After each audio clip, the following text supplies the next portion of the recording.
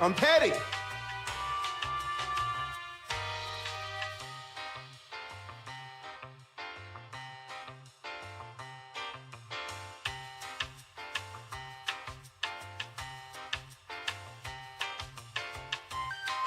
That's fire.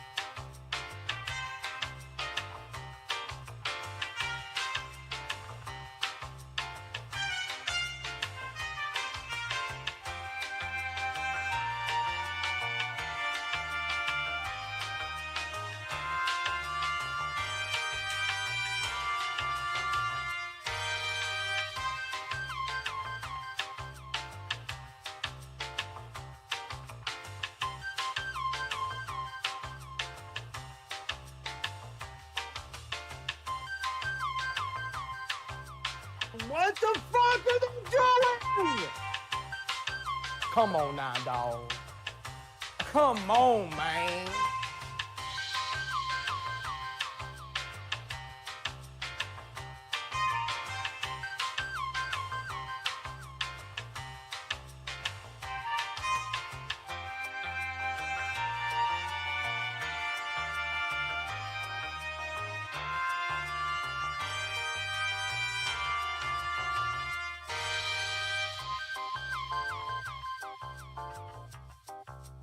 Just asked him how I did it.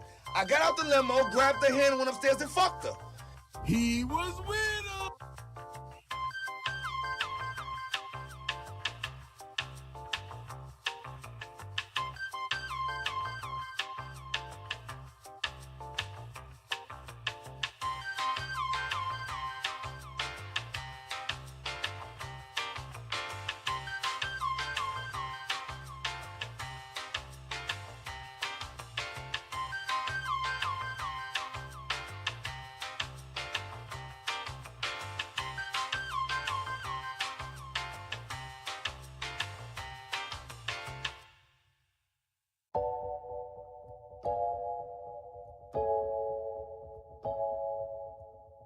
I would have been swallowed up. Have you ever been swallowed up? Have you gone through a time of swallowing?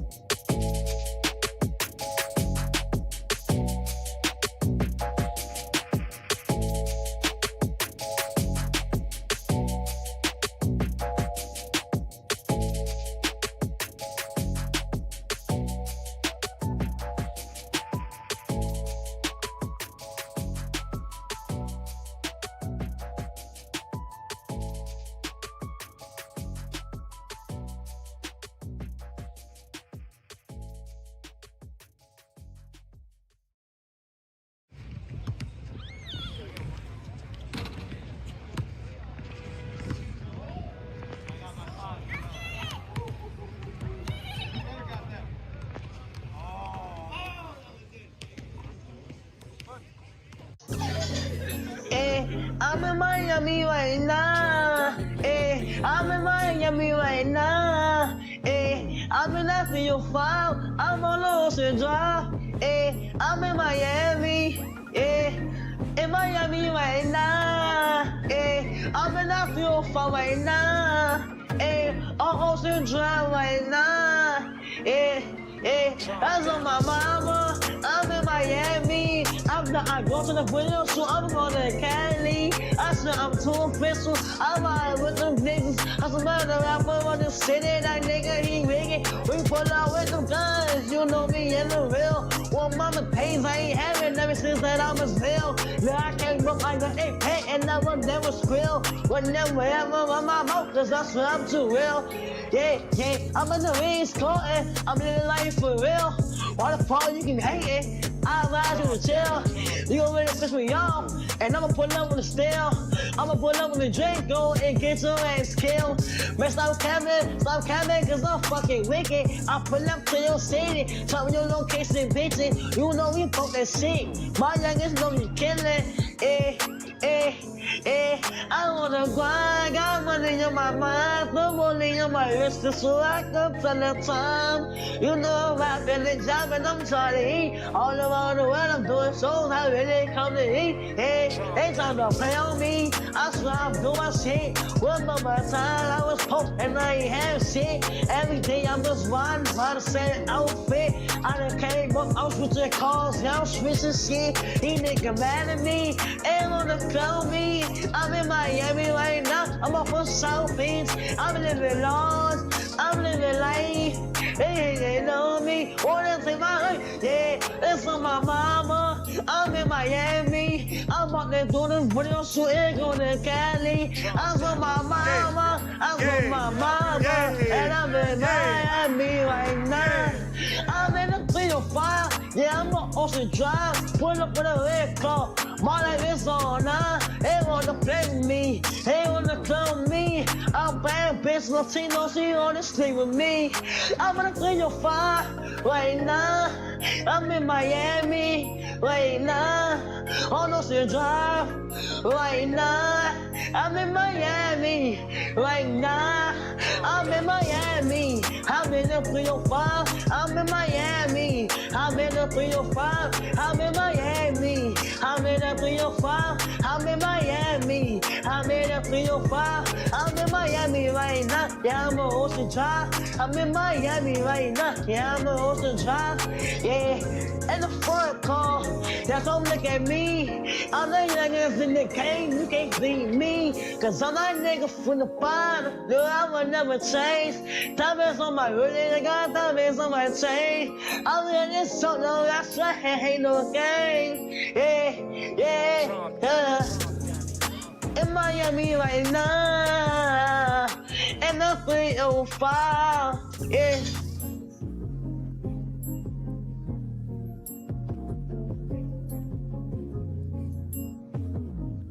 Tactical look ready. Turn the key. Yes. I'm trying to watch the kids. What do you want? Are there any snacks left? Yeah, it's snacks in there, but you're not getting none. The doctor said you can't eat none. You keep filling yourself up till you can't eat no more. And you shitting everywhere. Oh, my back really hurts. And Honey, what the fuck do snacks got to do with your back? please just go get it. I'm sick of your shit, man. Fuck. I'm sick of this man. I'm talking about this bitch ass and everything, man. Sick of this hoe, man. Here, take it off with your big ass. Huh? You want to keep motherfucking eating and you sloppy and shit, bitch? You want to just lay here and not do shit? Huh? I'm sick of your shit. Here, clean out the whole pantry then. Fuck it. Here, I would actually, did you want to switch rolls with them empty? Huh? Here, get you some donuts. Here. I'm tired of lifting your big ass up, man. My back hurt. You don't know how to stop. You just keep on eating and eating and eating. Damn. You know what? I'm taking the kids, man. We gone, man. I don't know who gonna help you, man. You better lay your ass here, man.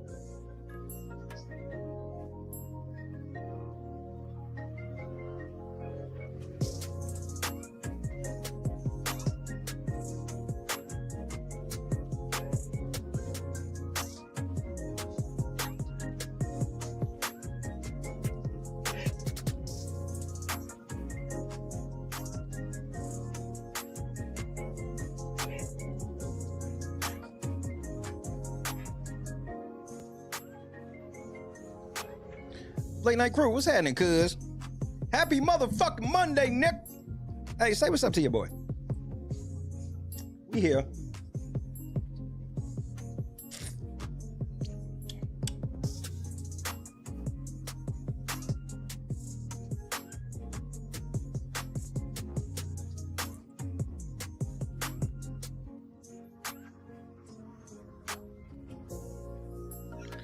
Jerry, James, Janice, Bob, what's happening? Carefree, Scott Johnson, Boston, what up, champ? Choose Compassion, what up, though? V12, we in this bitch. Steven, what up, though? Oh, wait. Shane, what's happening, cuz? Happy Monday. God is great. Hey, Doug, what's happening? God is great. Big. What up, cuz? Boston, I'm almost done listening to this motherfucker. I plan on eventually going back to Built to Last. I was only gonna play this song for one night, but I really love this beat. The beat is so amazing that I don't give a fuck what nigga be saying. And then I listen to what he was saying, and I actually give a fuck what he was saying. See how that goes? Stoner, was happening? I know you think I'm lying too. I bullshit you not. This was a one-time thing. So Built to Last has not been replaced officially. Officially it hasn't.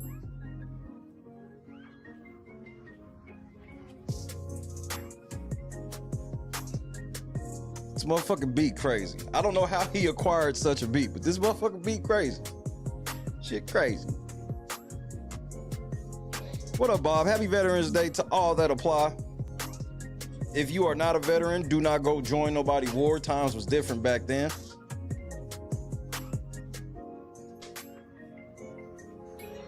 Taste the biscuit, indeed.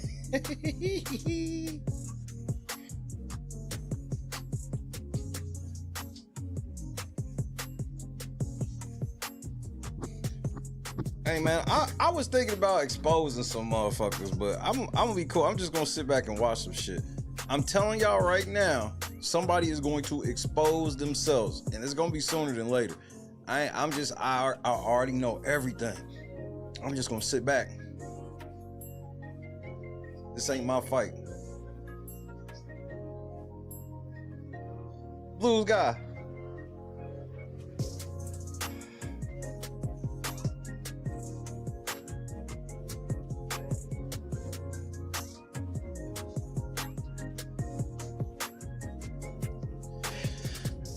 Nah, this ain't no banger. Motherfucking Boston be hating on this motherfucker.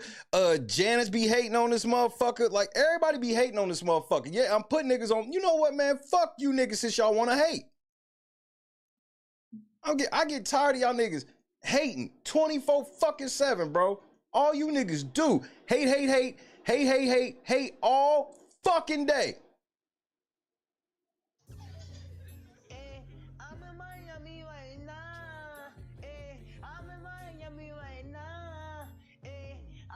You found, I'm a loser job. I'm in Miami right now. I'm in Miami right now. I'm in after you found. I figured it out. Boston ain't never been to Miami. I just figured it out. He ain't never been to Miami. If you've ever been to Miami, you know that this motherfucker is exactly how you feel when you get off the fucking plane. I'm in Miami right now. I'm in Miami right now. I'm in after you found. I'm a loser job. I'm in Miami. In Miami right now. I'm in after you found right now. On Ocean Drive right now. That's on my mama. I'm in Miami. I go to the video, so I'm going to Cali. I said I'm too official. I'm out with them niggas. I'm some other rapper on the city. That nigga, he rigging. We pull out with them guns. You know me in the real. Well, mama pays, I ain't having ever since that I was hell. Now I can't But I got a pay and I will never squeal. Whenever ever on my mouth, cause I swear I'm too real. Yeah, I'm in the rings courting. I'm living life for real. Why the fuck you can hate it? I rise you to chill. You gon' really piss me off. And I'ma pull up on the steel. I'ma pull up on the drink, go and get your ass killed. Man, stop capping, cause I'm fucking wicked. I pull up to your city, tell me your location, bitches. You know we fuck that shit. My youngest know you killin'.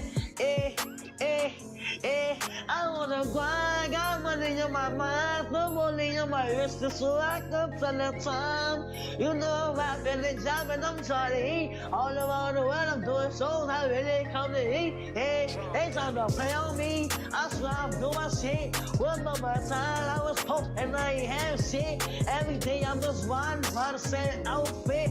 I done came up, I'm switching cars, now I'm switching shit. He nigga mad at me, ain't wanna clown me. I'm in Miami right now, I'm off of South Beach. I'm living large, I'm living life. They know me, wanna take my life. Yeah, it's on my mama. I'm in Miami, I'm out there doing the video shooting, going to Cali. I'm on my mama, and I'm in Miami right now. I'm in a 305, yeah, I'm on Ocean Drive. Pull up with a red car, my life is on now. They wanna play with me, they wanna clone me. I'm bad bitch, Latino, she wanna sleep with me, sleep with me, sleep with me, sleep with me, sleep with me, sleep with me, sleep with me, sleep with me, sleep with me, sleep with me. Bars. Bars. These are bars. That nigga spit that shit from his fucking soul, nigga. And anybody who ain't feeling that shit, you a fucking hater, and your bitch ass ain't never been to Miami. You don't know nothing about Miami swag with your whole ass. And I stand on that shit.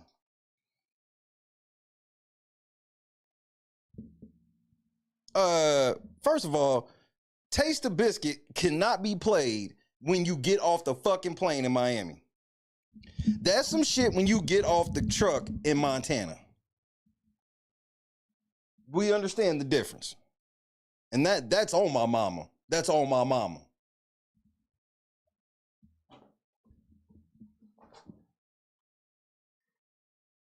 I don't fuck with honey sauce, no way. Period. Cheap bastards. Just give me the fucking honey. Why are you cutting this shit like dope? The only people who be cutting shit is dope dealers. Why the fuck are y'all cutting honey? Don't get me started, bro. Don't get me started.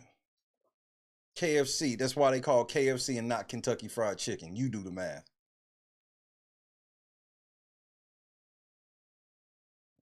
$17 herbs and spices, but they can't get a real chicken. You make it make sense. But I digress.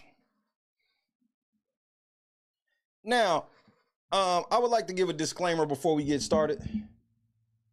These Asian hoes are fucking, and they fucking for money. Cheap prices. All you nasty ass white men and black men, come on up to the front so you can come fuck some of these ugly bitches. Out of the 21 of these hoes they arrested, I'd fuck maybe one. Maybe. Nigga, all you Asian fetish having fucking weirdos, look at this shit. Y'all was paying these hoes. Y'all was paying these hoes.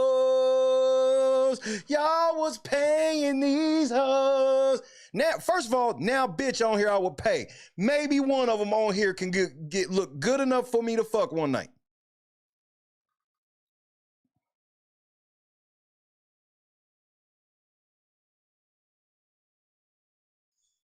Oh, Scott Johnson.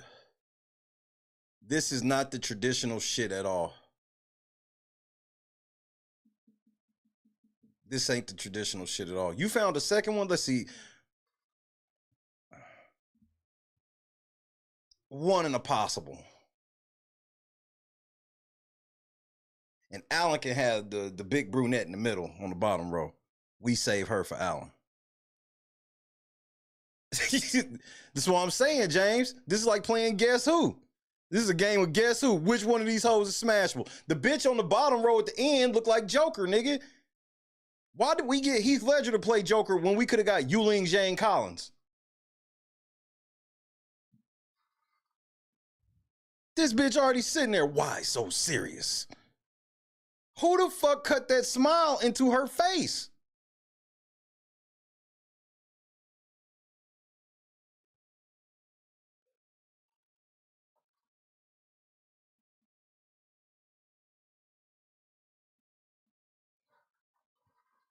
Top left, straight demon. Yeah, she seems like she's killed 3 or 4 of these bitches that ain't pictured. Pepper, you stop. I ain't coming to get you yet, nigga. You can wait.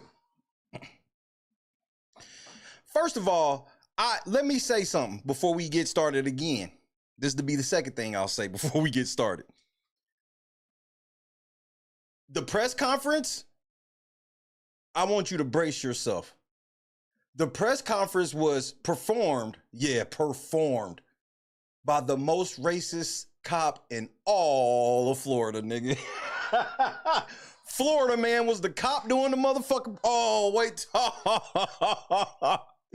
Racist.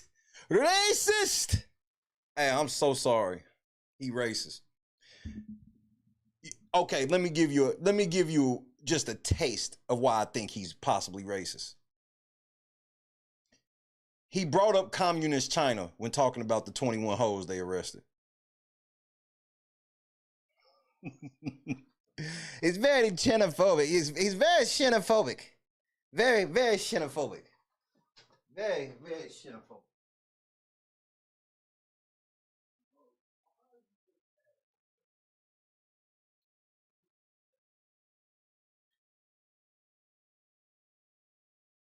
It's very xenophobic. Oh, nigga. And I know they think I'm making this shit up. What up, Clea? I hope you better over there. Shane, buddy, what's happening? Mob was good officially. They think it's a game, Shay. Tactical nuke incoming! Alan was happening. They think it's a motherfucking game, Shay.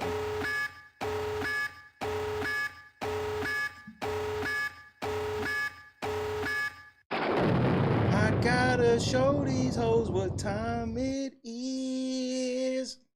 24 licensed massage therapists are facing charges after an undercover prostitution sting in Polk County.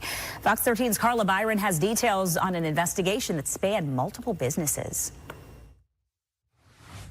Operation Skin So Soft was a 2-day Oh no!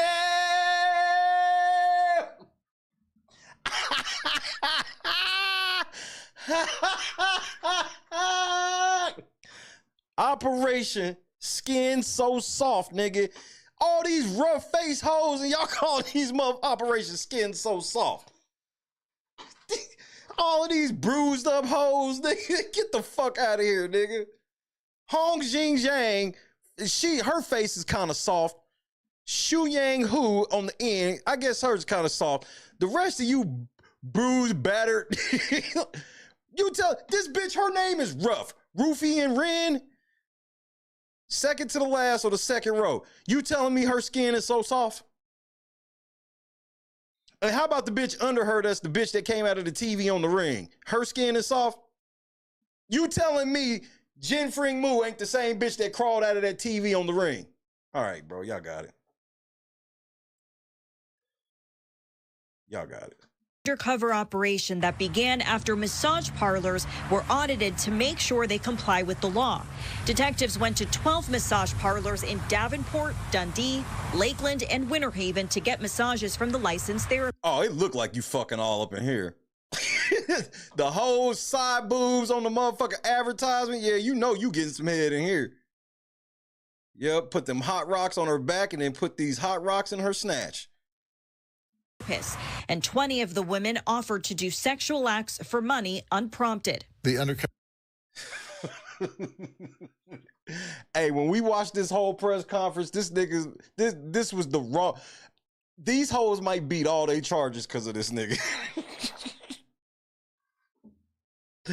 I want to see what the news about the show of this nigga, because when y'all bro, who it's comedy on the way tonight, nigga. Buckle up. Hey, hit the like button. Tonight's goal, yes, normally we do $20 goal. Tonight's goal is $100 goal. We pressing, so it is what it is. Either you fucking with it or you ain't. You gotta hit the like button regardless. But housekeeping, yeah. Wait until we get to this press conference. I'm telling you, you're gonna laugh your ass off with this nigga.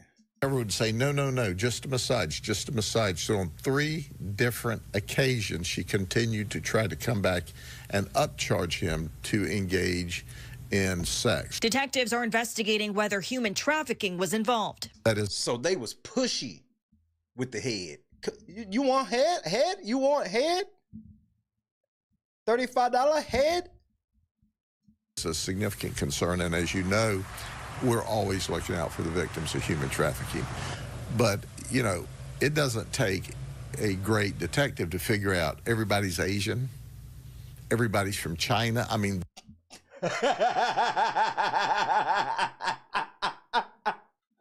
Why do you keep calling it the Chinese flu?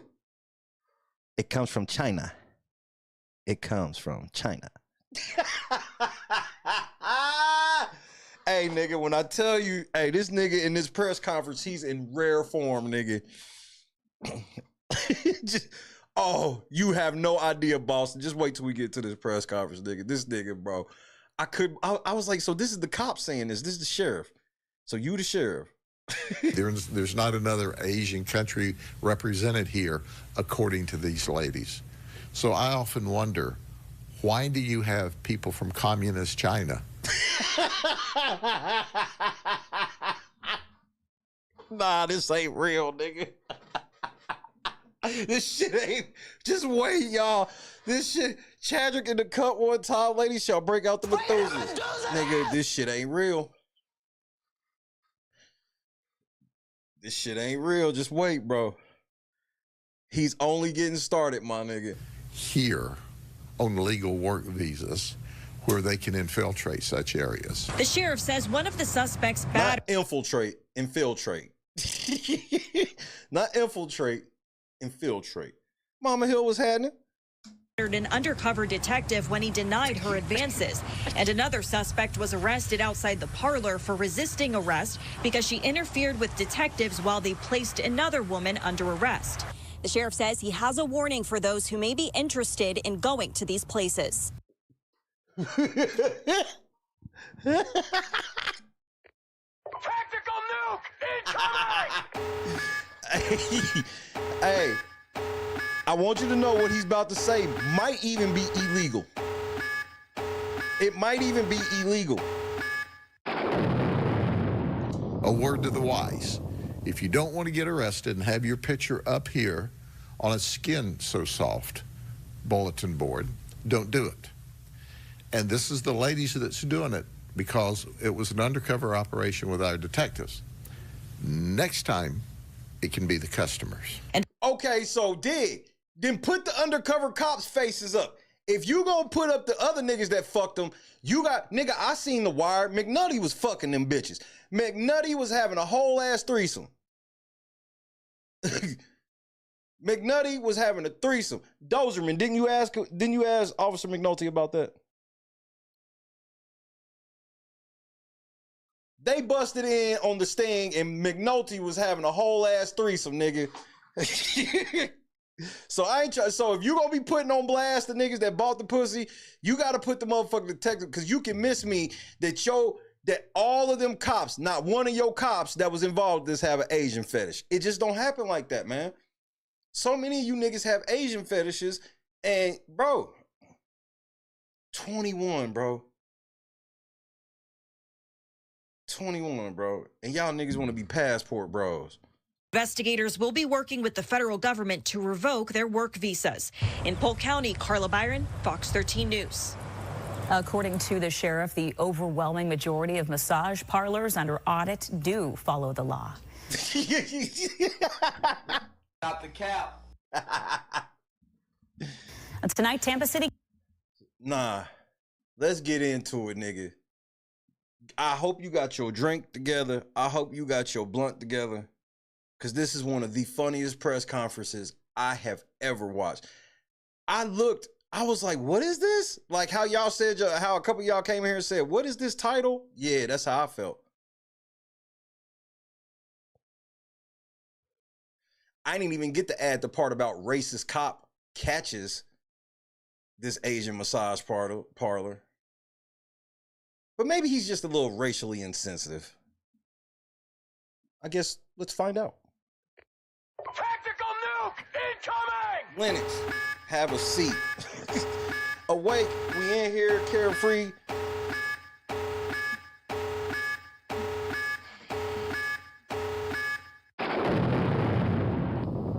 Oh, nigga. Of course it was. Of course it had to be this one.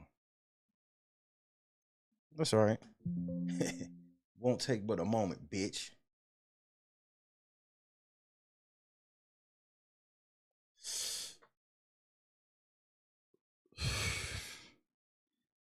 Wait until you hear this, man. Y'all not ready for this cop, bro.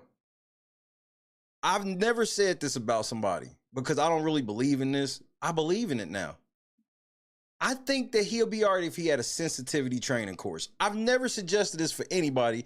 I've always thought they were bullshit because it comes with a lot of common sense information.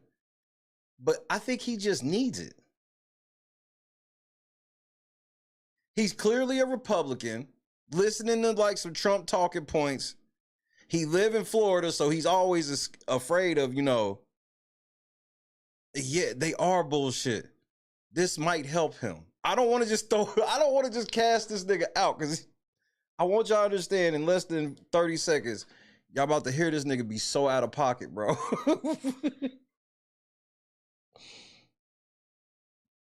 Is a sheriff considered a government worker?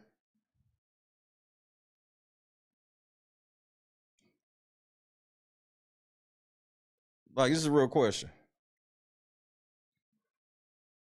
Cause I know they be getting elected, but I don't know how they be classifying niggas. Well, maybe his wife should just, I don't know. Somebody needs to, he need a friend, bro. He need a friend to just be like, hey, we can't say this shit on the clock. I don't fuck with the chinks or whatever they want to call them. I don't fuck with them either, nigga, but we can't say this shit. Y'all about to see what I'm saying. Y'all about to see what I'm saying. Hello, everyone. Thank you for being with me today. And this is our new look. So you'll see a improved way that we are able to communicate with you so that you can communicate with the public. We're going to talk about Operation Skin So Soft. Let's talk about it, my nigga. Come on, Sheriff Judd. Come on with the shit. And we decided on that title because But wait, so y'all can, cause y'all wanted to fuck them bitches. Why would y'all name it Skin So Soft if y'all didn't want to, if y'all wasn't looking at them hoes saying that they skin looks so...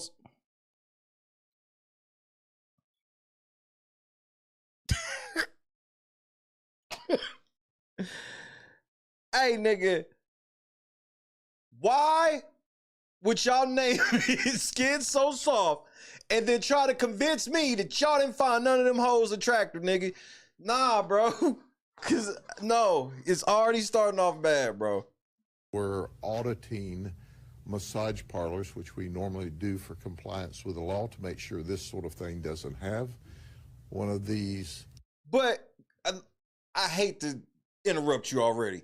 But y'all, I don't trust y'all like that because y'all 12. Y'all also could be monitoring these motherfucking places to see who gonna let y'all get some head for free. As far as I know, these hoes wouldn't let y'all have no head for free.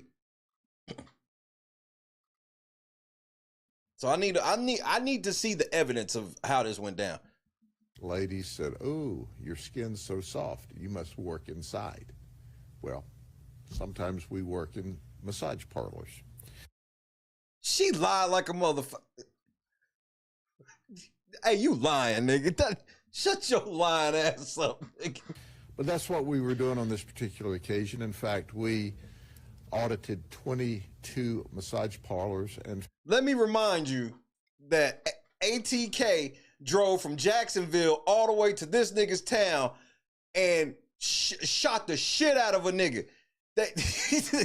They had a serial killer just chilling, and they had multiple serial killers playing GTA in their town, but these niggas was on Operation Skin So Soft. I want to put that on record, nigga. I just gotta put that on record. Found 12 of them were not in compliance with the law. Not only were they not in compliance with the law, but they were doing additional things that were illegal, such as prostitution. So we had 21 arrests. There's some interesting facts about this. All 21 of these ladies are not only Asian, but they're from the Republic of China. Why did he say it like that? Come on, you all know why he said it. Anybody that, I'm sorry, white people, if you don't want to come across looking that way, don't ever refer to China as the Republic of China. Just call that shit China, nigga. Just say they Chinese, bro. Like, they all come from the Republic of China. Here we go, nigga. Just a side note, they all come from the Republic of China. A communist country.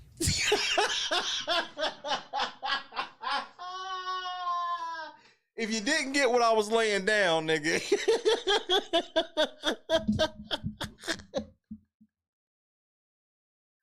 If you didn't get what I was laying down.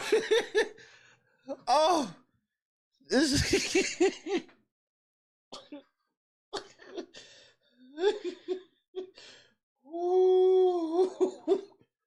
Ooh, shit. 3 of them are citizens at this time. The rest of them are here on legal work visas. I don't think the federal government had in mind this kind of work when they gave them a work visa, but they're here anyway. How can we say that when Monica Lewinsky was giving the president some head in the White House? It's possible the government knew. We also found it interesting that when we looked at their addresses, one's from Lakeland, but many of them move around the country. So they're sitting here for a while. One lady said she came from a small town in Oklahoma. I don't know that bitch. That's on my mama. That's on my mama. I don't know that bitch. One's from New York City, but all of them are from China. It makes you wonder. The oldest is 64 years of age that we arrested. 64-year-old Asian pro? Her skin, there's no way her skin was soft. There's no way. The youngest was 31 years of age. 8 of them claimed to have been married. All of these Asian ladies are Chinese ladies by their own admission. Yeah, they admitted that they was Chinese. Before y'all call me racist, they admitted that they was Chinese. At Asian massage parlors. And we have to show you some of the more bizarre events. I'll start out with the most bizarre. And as I pronounce their names, understand I'm born in... Here comes the white man's version of With All Due Respect. Raised in Polk County, Florida. And these names are from the Republic of China, okay? Now keep in mind, I was born and raised in Polk County, Florida. But these names come from the Republic of China.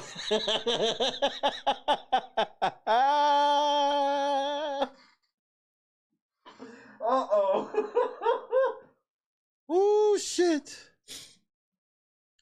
I mean, her skin looks so soft for somebody. I mean, who is she? The Asian Morticia, nigga? Damn. Pasty ass bitch sitting there looking like Elvira. So I'm just saying. So we don't know if her name is Hing-Ya, Hung, or Jinx Hung, or whatever, but this.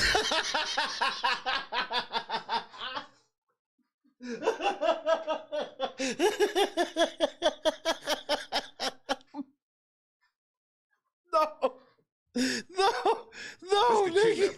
Man, stop saying that shit over the phone. Or whatever is The or whatever was it for me, nigga. Or whatever, nigga.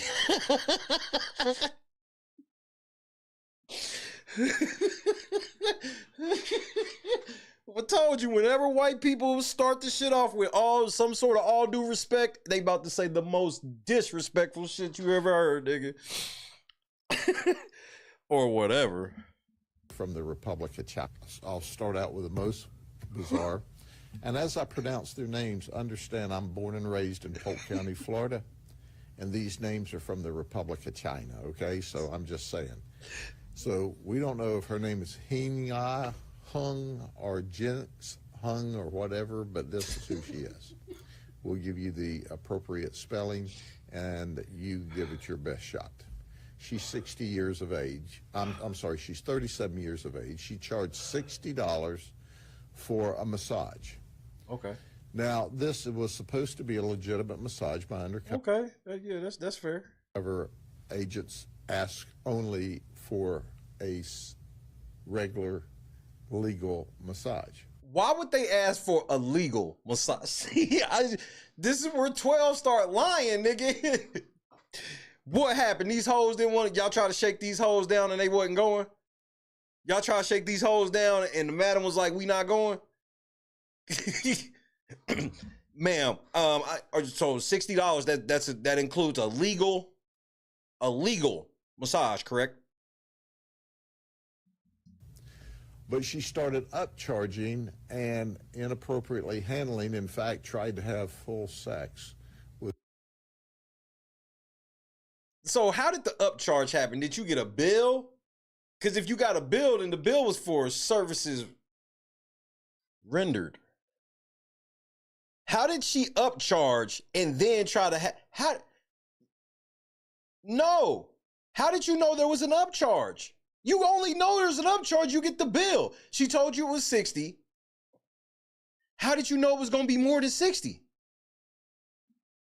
Your story ain't... Hold on, nigga. Your story ain't adding up, nigga. Hold on, already, nigga. You tripping over yourself already, nigga. She asked for 60 for a regular legal massage. That's what you said. How did you know there was an upcharge? What did she say? Because you said there was an upcharge and then she tried to fuck.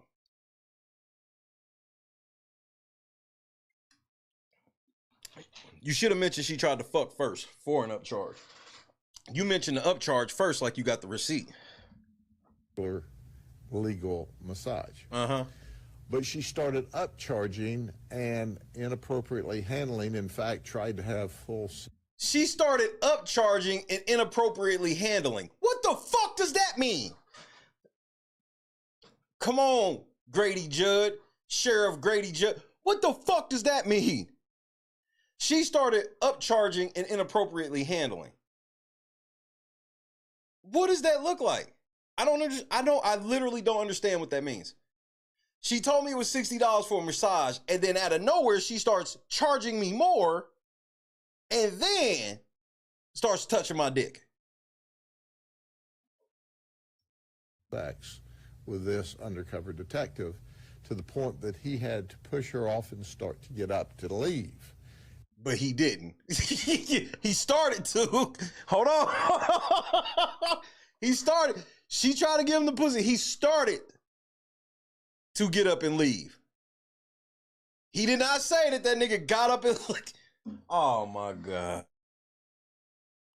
12. Y'all shaking these. This is a shakedown, nigga. Y'all trying to get these hoes deported and everything. Yeah, they came from China, nigga. The fuck these hoes doing over here? Sucking dick and shit at this massage parlor.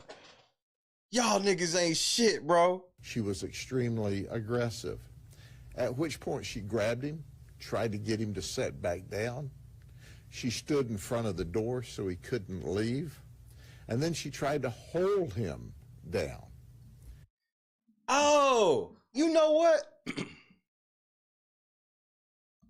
I know exactly what you're referring to.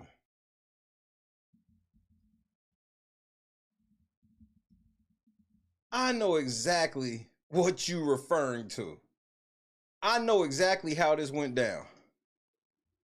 Bro, It's crazy how I can, soon as somebody say these things, I can just picture it immediately in my head and know exactly what you are referring to. I know exactly what you are referring to.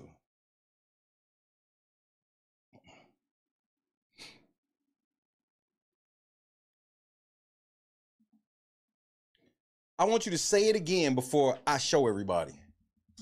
Tried to get him to sit back down. She stood in front of the door so he couldn't leave. And then she tried to hold him down. Now understand. Now, tell me this ain't what he describing. Tactical nuke incoming! Come on, 12. Tell me this ain't what he's describing she was on.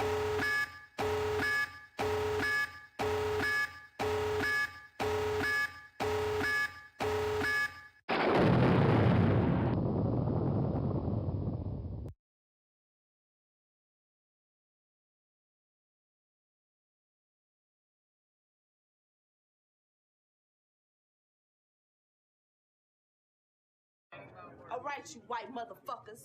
All eyes on me. If I catch you looking at anything else, I'm gonna beat your ass like a runaway slave. Start the music.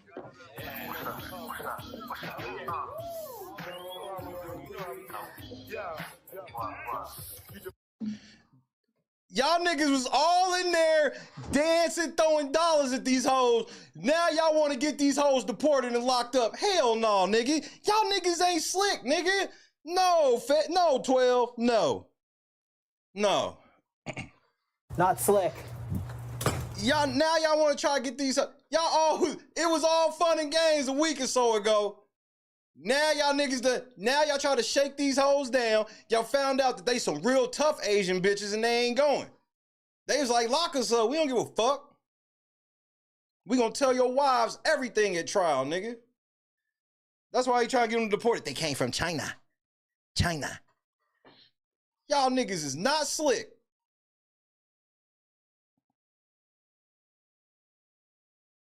Now y'all don't know how to pronounce none of these hoes' names or nothing. Get the fuck out of here, nigga. Y'all niggas got me fucked up.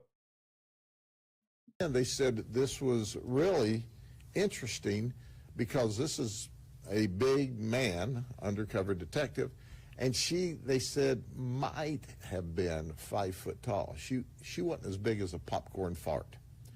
A what? Wait. A what? A big man, undercover detective, and they said, might have been 5 foot tall. She wasn't as big as a popcorn fart. What the fuck is a popcorn fart? And why the fuck is this nigga saying this shit? No!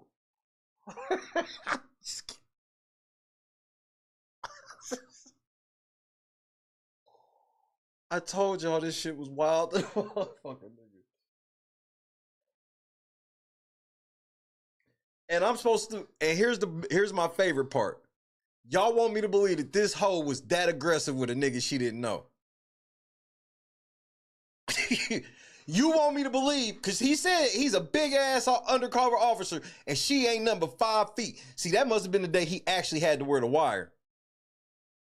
Because why the fuck would she be so aggressive with a nigga she don't even know? They'd have been caught up. A motherfucking popcorn fart, nigga. This shit's outrageous, bro.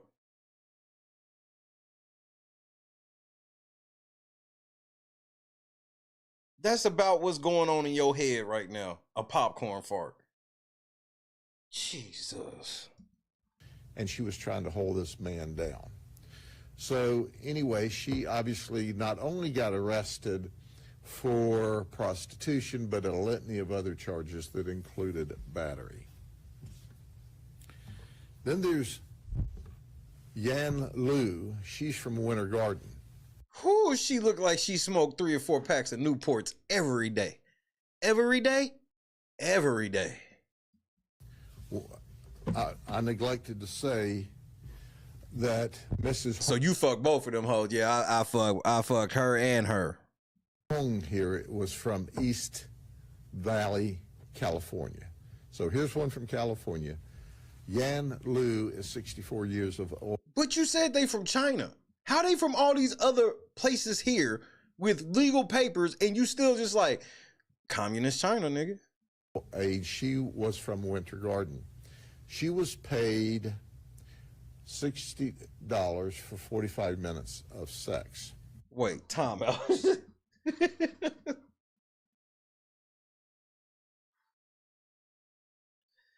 Hey, Rev, I want to take a 20-second. We're going to take a 20, and then when we get out of this 20, we're going to go ahead and take a full timeout, nigga. Like, $60 for 45 minutes of sex.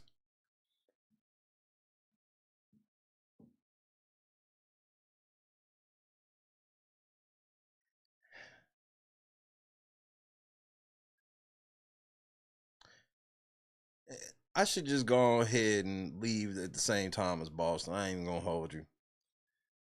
Boston low-key got the best idea in the world right now. I should just get off the air.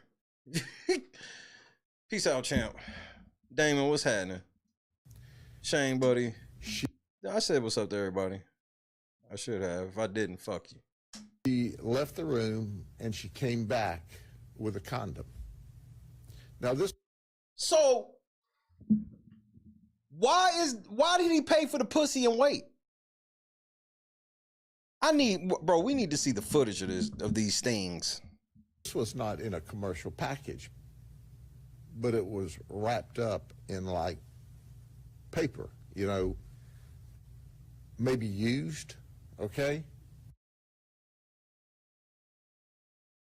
She brought this nigga a used condom?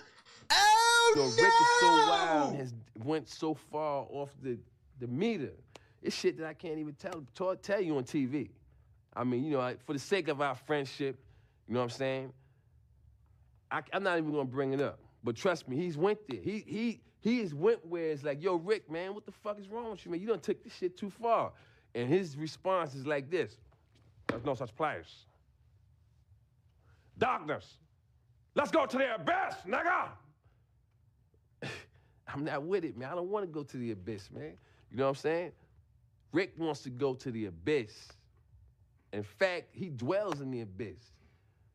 Rick James dwells in the abyss, okay? And he wants company sometimes, you know? And for some reason, he likes to reach out for me. Whenever I'm around, when he wants to go there, he will reach out for me to try to take me to the abyss with him.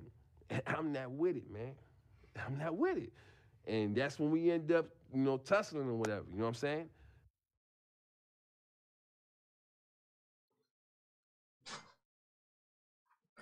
First off, I want you to put it on your mama that you didn't use it. Secondly, if you say you didn't, put it on your mama that you didn't fuck her raw.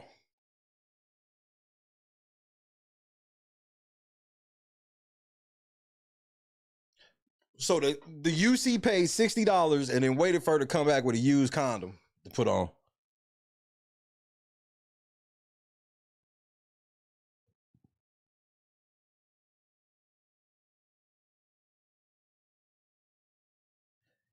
Now for the record, this is the city of hot tub hoes. Just wanted to put that out there. This is the most disturbing thing I've probably ever heard in my life.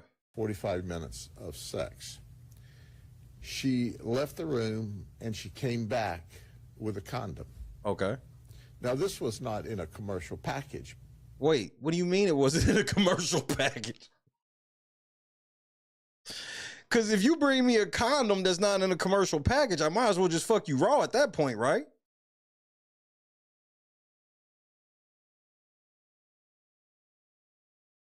I mean, this bitch with that, she got a strong ass face. But it was wrapped up in like paper, you know. This bitch gave you a rubber wrapped up in paper. I gotta get, I'm with Grady on this one. I don't really know how you can really delicately explain this. How can you delicately explain that this bitch charged us $60 to fuck for 45 minutes? Bro, I know some of you some of you bitches is like, stop saying them prices out loud. It was nigga, that's outrageous. $60 for 45 minutes of fucking. And then she leaves out of the room and comes back with a condom, except the condom is not in a wrapper.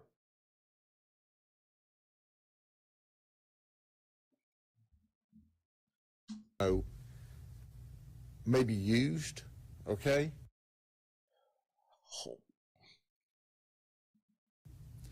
And tried to have sex with the undercover. And the undercover she upcharged $290 for a total of $350. Time out. How did his bill get to $350 if he didn't fuck?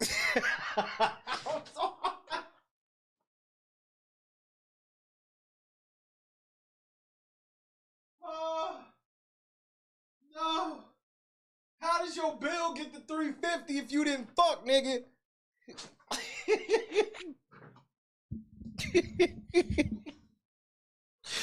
12 fuck this bitch with that used ass condom. He living large. He living life. Oh my, how was she able to upcharge him if he didn't fuck? Make this make sense. They would have been caught.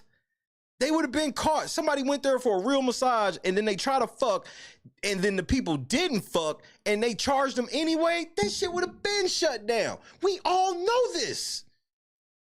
Cause it's easy to call the police. It was like, this bitch just stole, they tried to steal this money. I didn't fuck this bitch. They got cameras in here. But they randomly did it to these cops though. Nobody else. And then this cop didn't fuck, but she still upcharged him. Nigga, as far as we know, that could have been the condom he used with her last time. She's probably like, this condom you used last time. That's how I really believe. Now I really believe you was shaking them hoes down and they said, no, if they in there recycling condoms, then yeah, they want their bread, bro. And they not letting 12 come through there and just motherfucker take their money.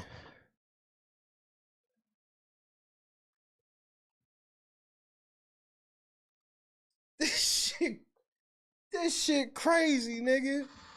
She was very, very aggressive. He said she was very aggressive, upcharging and all this shit to a nigga she didn't know.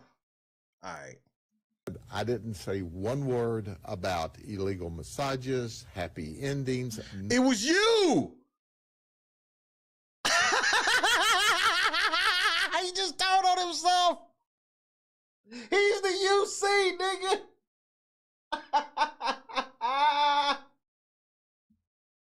No.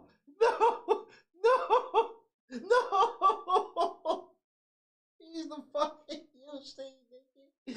Nigga, you told on yourself.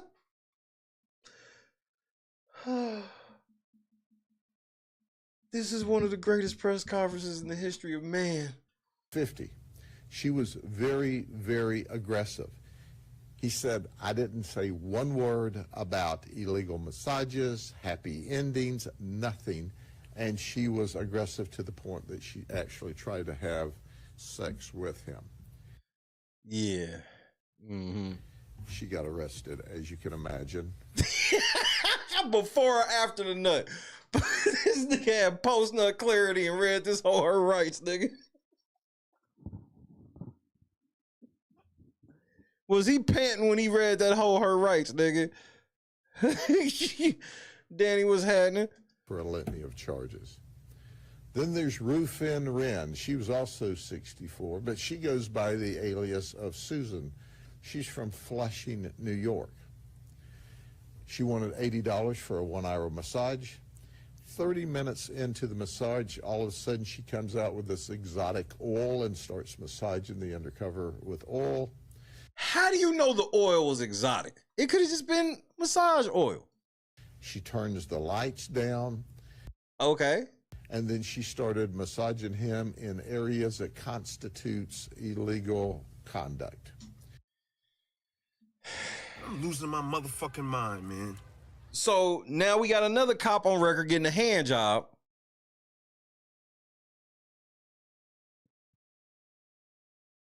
Oh my goodness, bro.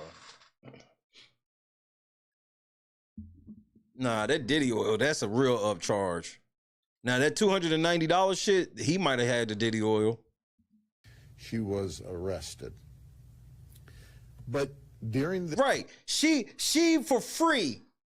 She for free left out of the room, came back with exotic oil, turned the lights down and started jacking this nigga off. Just, do you not realize they would have been so caught? There would have been several dudes. This shit where y'all trying to make it seem like every dude is okay with that shit. No, every dude is not okay with random stranger hoes just grabbing on their dick.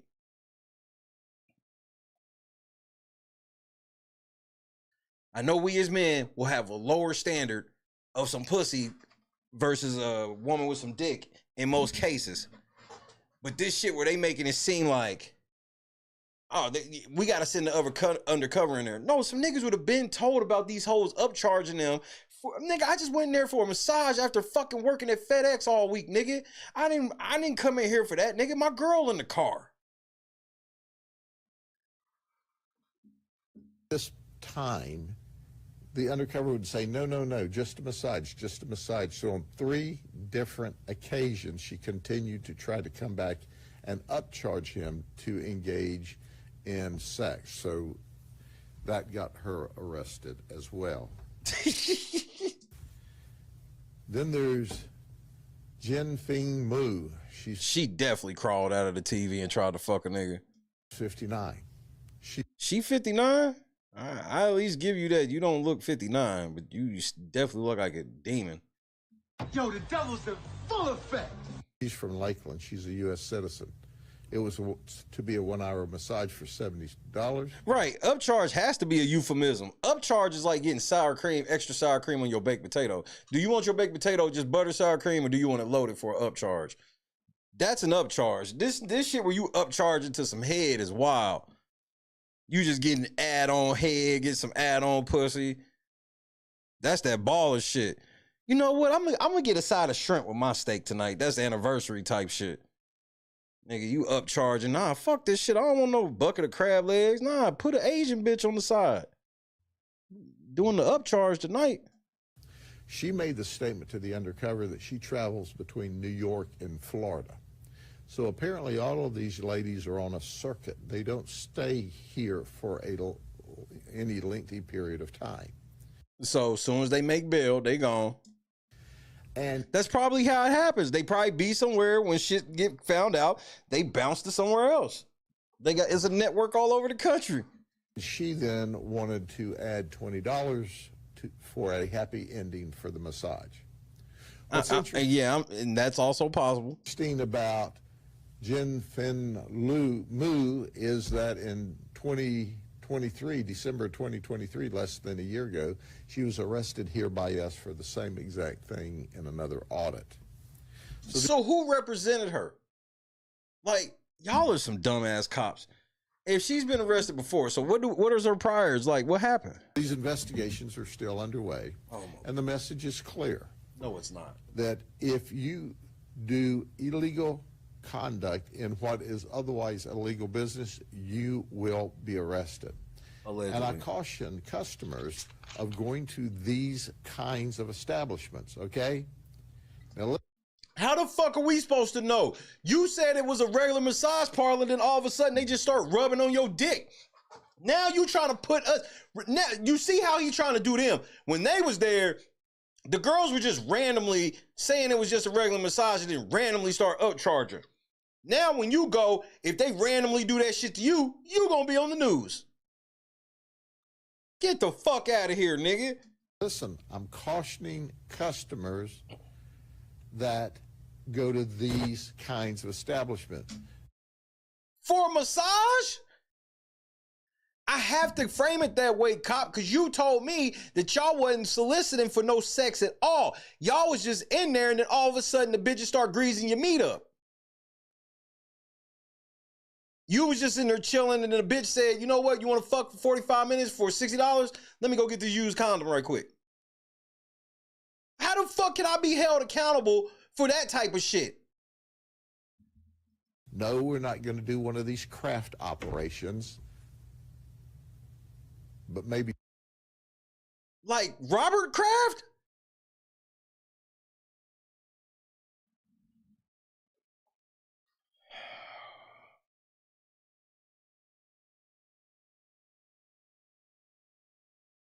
Boston, you went to bed just a second too early, bro.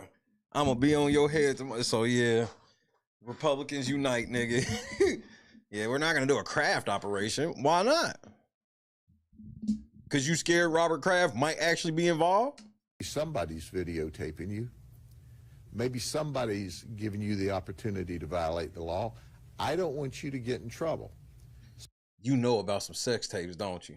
So if something happens later on, I can always say, duh, I tried to warn you.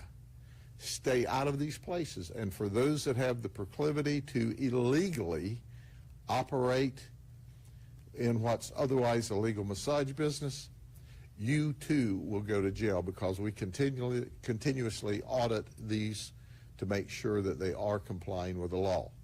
Now, the overwhelming majority of the massage parlors that we audit follow the law. That don't mean they not fucking. And there's new law, there's new additional regulations that just came into being, where you have to keep a record of who you do a massage for, information on your customers, and information on who does the massage. But if we illegally fucking, why would we do that paperwork? Again, just bureaucratic red tape that makes you feel better. If we was illegally fucking, why just because you mandate? You think because they mandate, they go, oh, I was going to let you fuck for money, but I'd have to give out your personal information. No, you don't. Just do it off the books. This is what they're doing now anyway, is fucking off the books. Just because you added another layer to the book don't mean they going to join now. Going back and filing those regulatory charges after the undercover investigation, because we found they did not comply with any of the laws. Ta-da! So, a word to the wise. If you don't want to get arrested and have your picture up here on a skin so soft bulletin board, don't do it. First of all, they ain't arrested now, man. So why they making this seem like this is some type, this is why I don't believe it. There's no dudes arrested. They just went and locked up 21 bitches, and they got, and the only detailed stories they have of them fucking is from the UCs fucking them. The UCs are getting massages. The UCs is getting their meat rubbed with oil. And now they trying to threaten other men. Yeah, we catch you in there, you're gonna be up on this boat. Y'all ain't getting ready to catch nobody. Them was y'all hoes. Prove that they fucking some other niggas besides y'all. That's step one. And this is the ladies that's doing it, because it was an undercover operation with our detectives. Why? Who signed off on this? Who said, you know what, we need to start a whole undercover sting operation on this massage parlor, and y'all hit pay dirt? This sounds like y'all try to shake them down. They say, no, I'm gonna keep it a buck. Next time, it can be the customers. Any questions? What kind of shit is that? That's my first question. So these hoes is prostituting, and now you threatening us, the customer. When you just said y'all customer experience was you went and paid for legal massages and they tried to fuck you. So how the fuck are you threatening us now? He has no evidence of any customers acting out of bounds. None.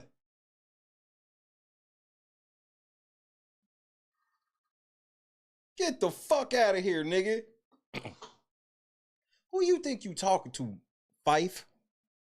Sheriff, you used phrases like they were on a circuit, they're sent here for a while. Who is behind that? We don't know, but the investigation is ongoing. And it's clear that I don't know what I don't know yet, but our detectives, who are simply the very best in the business. And getting their dick sucked? Getting their dick sucked, hitting it from the back, pulling a bitch hair? I guess everything. we'll figure it out. But in the meantime, I tell folks, if you don't want to go to jail, stay out of Polk County with your crime. Otherwise, you'll go to jail. Who are you threatening for what you said? First you said this was a network of Chinese hoes from communist China. Now all of a sudden you threatening the people. Yeah, nigga, you come here fucking these hoes, just know what's gonna happen. Right.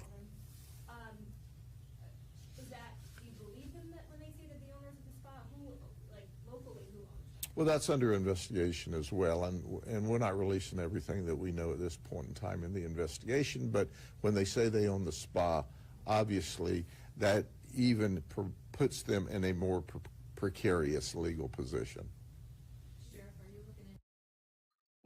J-Rock, what's happening? Sure, well, that's always first and foremost, and that is,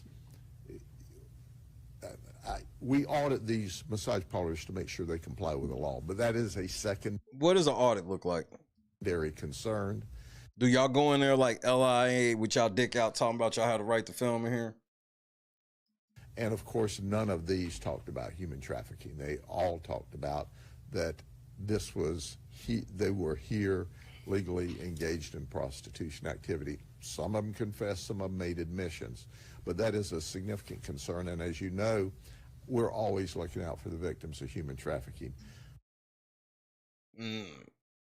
By fucking them?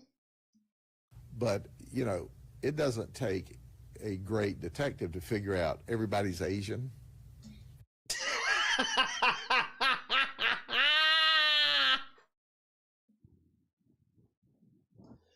It does not.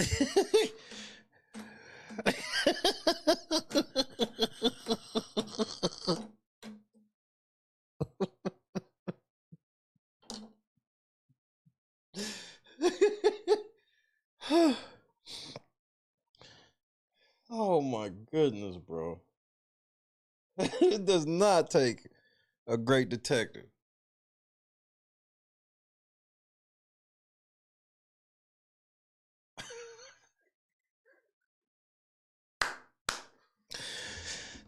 Y'all voted for this nigga to be y'all sheriff. We're always looking out for the victims of human trafficking. But, you know, it doesn't... And I'm with KS. It sounded like you fucked and then arrested the victims. I ain't gonna hold you. Take a great detective to figure out everybody's Asian, everybody's from China. I mean... He done told you the cities and states that these hoes that came from, but at the end of the day, they ain't nothing but some Asian hoes from China, nigga. Like... victims of human trafficking. But, you know, it doesn't take a great detective to figure out everybody's Asian, everybody's from China. I mean, there's not another Asian country represented here, according to these ladies. So I often wonder, why do you have people from communist China here on legal work visas where they can infiltrate such areas? Donald Trump has just entered the chat. Donald J. Trump has just entered the chat, nigga. Where there's a will, there's a way, ain't there? This nigga's like, I don't think they trafficked. They might have been sent by China, nigga. China may be sending hoes over here to fuck. And there's not another Asian country represented here, so you got to ask yourself, why is China sending hoes over here to fuck? Everybody's Asian. Everybody's from China. I mean, there's not another Asian country represented here, according to these ladies. Right. So I often wonder, why do you have people from communist China here on legal work visas where they can infiltrate such areas? We will work with the federal government and attempt to revoke the visas if that... Yeah, that nigga, I'm hoping to meet President Trump, President-elect Trump, over this. Hope I made him proud. Is possible, yes, absolutely. We want them back in their home country if they're not citizens of the United States. Yeah, nigga, you don't even understand how none of this shit works, bro. You come here, you even legally, you come here, you violate the law, you should have lost our trust at the federal level, and you should be returned to your home country. Now, whether the federal government will do that, I don't know. We may have to wait till January. Under the current administration, we can't even get them to stop illegal people from coming here. And these folks, from all appearances, came here with legal documents, which is a step up from what we've seen. Sure. This nigga, bro. He's the wrong nigga to be up at this podium, bro. And they shut them all down completely. Right. You feel like they may have moved over counties, like we'll open up here? No, this is not a residual effect from that. This is certainly people that have come here. Obviously, we believe they're on a circuit. We believe they either individually, on their own, move from area to area as the heat turns up on them, or maybe there's a more organized structure. But our investigation it's definitely more organized, nigga. Will tell us that. As soon as these hoes bail out, they out, bro. As soon as these bitches bail out, you understand they gone, right? Hit that like button, bro. My message is, if you don't want to go to jail, don't do it. My message is also to potential customers, if you're going there, and they were very... Why are you getting back to the customers again? They didn't do... No, again, there's been no Johns arrested. The only confirmed Johns we have is the police. The only people who have been upcharged is the police. The only person who got their meat rubbed with exotic oil was the police. These are only confirmed cocks that have been involved. Now he wants to try to incorporate everybody else's dick. Yeah, we catch a dick up in here. Nigga, that's y'all. Comfortable and engaged in this conduct without any prompting from the undercovers. So we know there are people going there. I want you to understand how trash these undercovers are. They don't have no idea who these hoes work for. They don't really know where these bitches is from. They don't know anything about their inner workings. All they know is how much they charge for head. All they know is one of the bitches brought me a used condom. Like they don't know shit else. They don't know nothing about the syndicate, nigga. I could have sent Olivia Benson and got more information undercover. I've seen her undercover with the motherfucking prostitute hoes.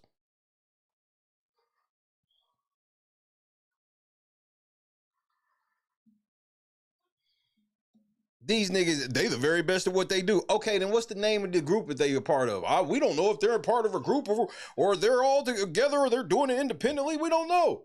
What the fuck do y'all know? Oh, we know that he was supposed to just be charged $80, $60, and it was $290.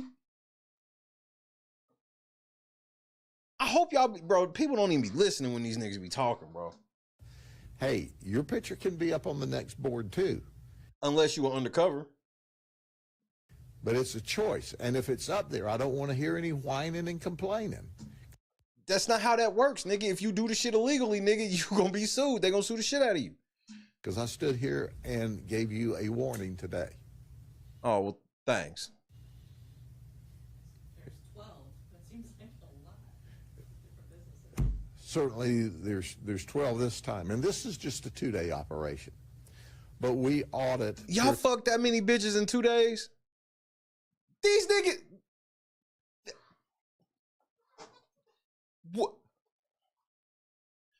What motherfucking undercover sting only lasts 2 days?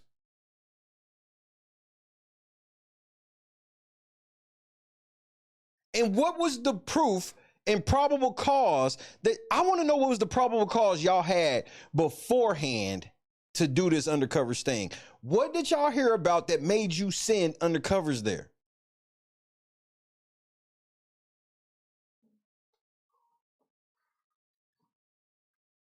Periodically, and of course there's no system or pattern or practice to when we do it, because we want to make sure that they follow the law all the time. But as I've said before, I'll say again, we'll be back.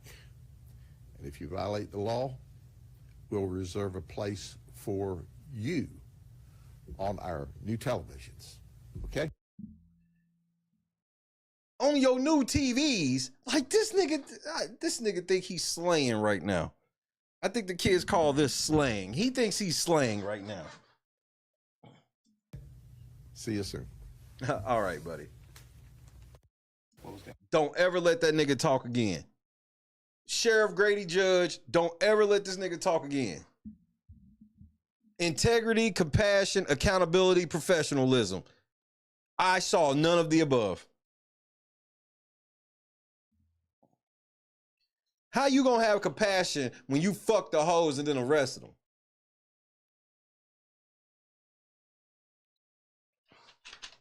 These hoes gave y'all upcharged tickets for services not rendered.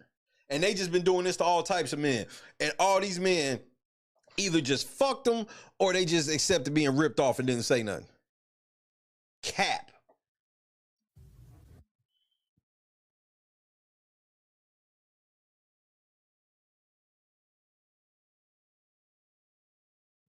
This nigga said they did an undercover sting on 21 prostitutes with no probable cause. They just randomly went there and busted 21 hoes. Stop, bro.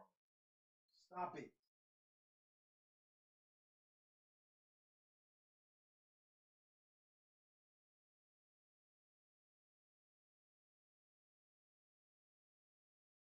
Man, y'all niggas be lying, bro.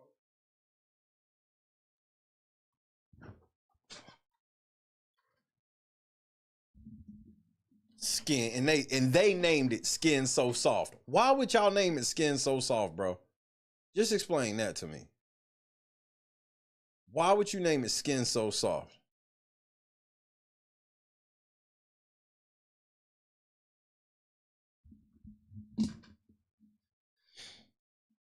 They was in there like McNulty, bro. Bro. Them niggas had a busy 2 days. They was in there clapping cheeks, nigga.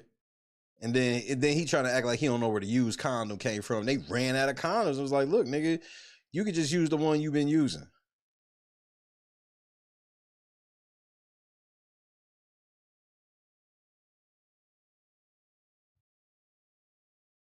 This nigga, bro.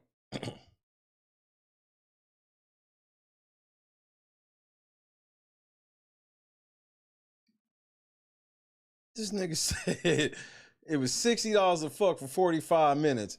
But then she ended up charging this nigga like $250. So what, he fucked for like 2-3 hours, nigga? See, he didn't mention the part where, yeah, she brought that condom back after he fucked her with that condom 2 other times before. He didn't want to let her go to CVS. She tried to go to the CVS across the street, but that nigga said, no, I'll just use the condom I've been using, then turn around and use that shit against that bitch. Y'all some dirty motherfuckers, bro. This why I don't trust 12, bro.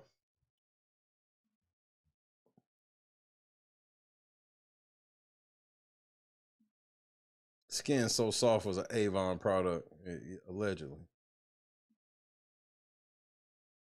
Allegedly at this point.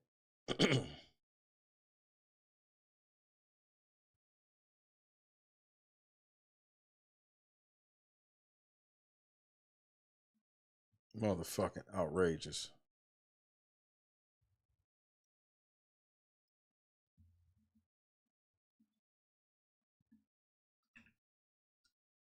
I can't believe this shit. And this nigga was dead ass, bro. He's the worst. If that's y'all sheriff, man, y'all should be fucking embarrassed. Because that nigga's an embarrassment. How many Johns can you get on one condom? No condom, no nada. Asian prostitutes use rubber.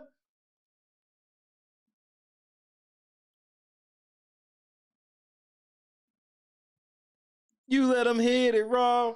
You didn't have second thoughts. Now you an Asian pro. Now you an Asian pro. Rinsing the condom off. Rinsing the condom off. Rinsing the condom off. Rinsing the condom off.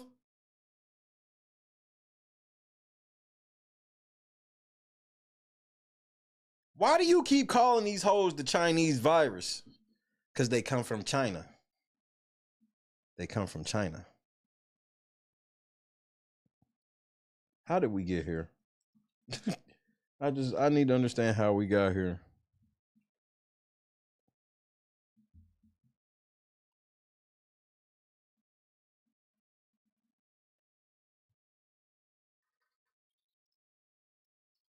Them niggas fucked them hoes and then arrested them. Y'all trifling. That is diabolical, nigga.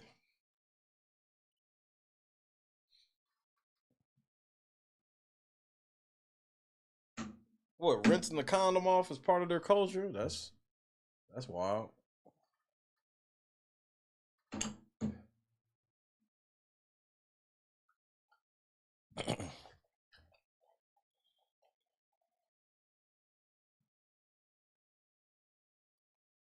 I guess let's check out some more of these scammers, bro.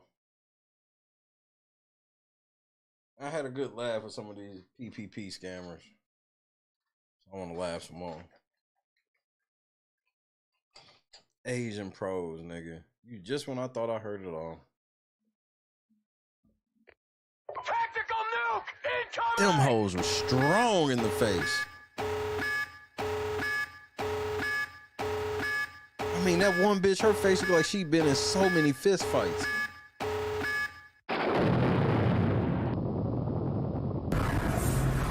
During the pandemic, the federal Paycheck Protection Program loaned out about $1 trillion. The idea was to save millions of jobs. But, and this probably won't surprise you a lot, some of that money was stolen by scammers. Financial fraud investigators pouring through all those loans are finding lots of businesses that had no business taking the money. Some even have names so crass we can't say them on TV. Blank the System, for example. Tonight, the ITV's Chris Glorioso investigates some of the most absurd. You wanted to go to prison. You made an LLC called Fuck the System LLC, bro. It better be a YouTube channel. Companies that qualified for cash and why nobody gave them a second look. Snitching ass news. Buried in the long list of PPP loan recipients, you can find some real zingers. How about an employer called Broke Best Friends, LLC? Okay. Now, this is flimsy. See, this is where the news be losing me. This is flimsy. You can name your business whatever the fuck you want. It ain't up to the motherfucking news or anybody to go, well, this business name sounds like, bro, there's a moving company named Two Guys in a Truck. There was a very popular TV show called Two Broke Girls. Like, y'all being a little extra here. I gotta be honest. Or Money Slut Mafia. They're both headquartered in residential apartments, and they got approved for more than $27,000. They can be online businesses. And they be acting like they don't know this. Remember, look, they chinging $27,000. They saw businesses in their big-ass corporations of their homies that stole money. You think they said something to them? Why the fuck is this business got hundreds of thousands of dollars? Nah, they like, these niggas got $27,000. They live in a motherfucking apartment. It sound like they needed the loan then. If they live in an apartment and they got an LLC, yeah, it sound like they needed the loan so they could help their business so they can get the fuck up out of there. This sound like where the loan should have went. Prove to me that they was running sham businesses. All you've done is try to play innuendo with people's business names and the fact that their address is at an apartment. Does it say that this is supposed to be a gas station? Does it say it's supposed to be a school and it's not? Like, come on, bro. And it's pretty amazing to see some of those names. We can't say this company's name on the air. It's called The System LL. But look. $27,000. But here's the best part. I mean, it's Look pretty at this. amazing to see some of those names. Wait for it. We can't say. Now, they want you to be all going crazy over fuck the system. Look, this motherfucker's in good standing. So, for as mad, they're not sitting here saying that this is a sham business. They just want you to see the name of this company and you get and have a feeling about it. It literally says the business is in good standing.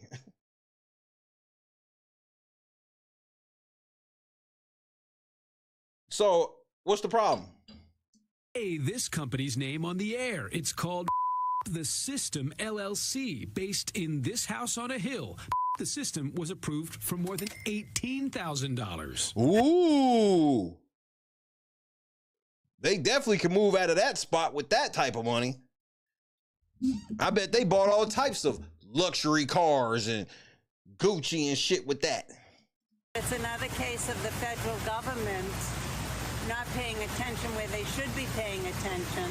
And then But you don't, they haven't told us anything illegal that anybody's done. It's all innuendo. This is all innuendo. You know how mad I'd be if they were to put my shit up there like that?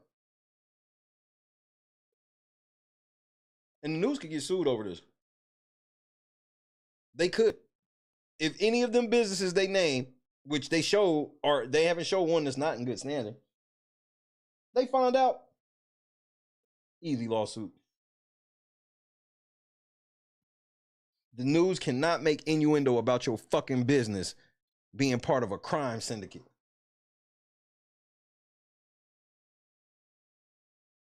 They act like they don't know that YouTube millionaires be living in cribs like this. There's a company called Satanic Lives Matter with. So now you attacking this type of shit. So now you want the satanic motherfuckers to come sue you about religious shit. Yo, the devil's in full effect. This is the news is wild for this one.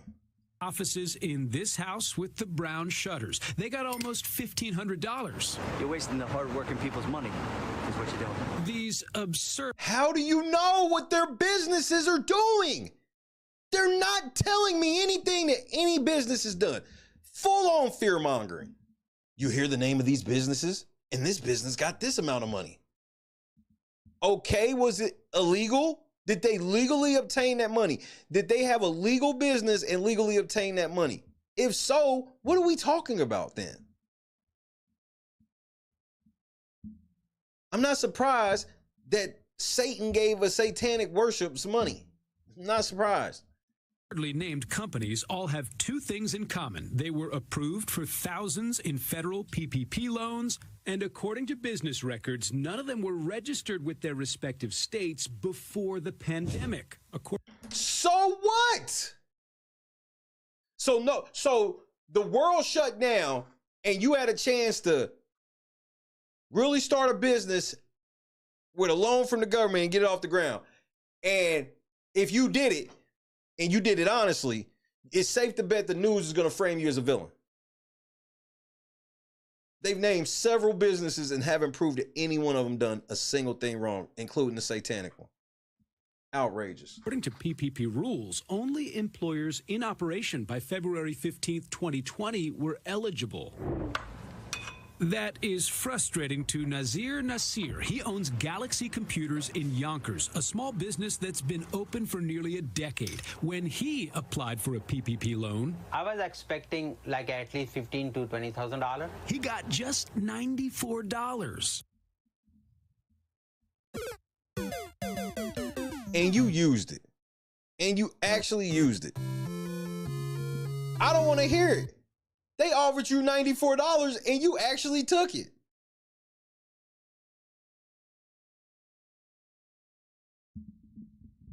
You gonna talk shit about the $94, but you took it though.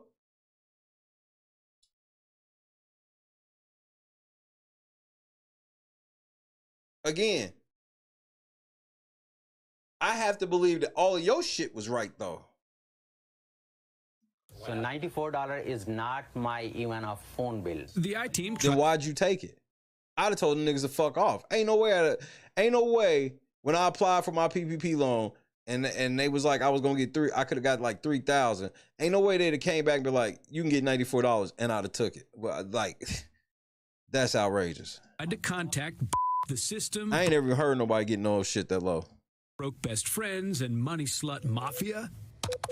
We couldn't find any of the owners online or on the phone, and we did leave messages. We're trying to figure out how your company got money without any record of incorporation.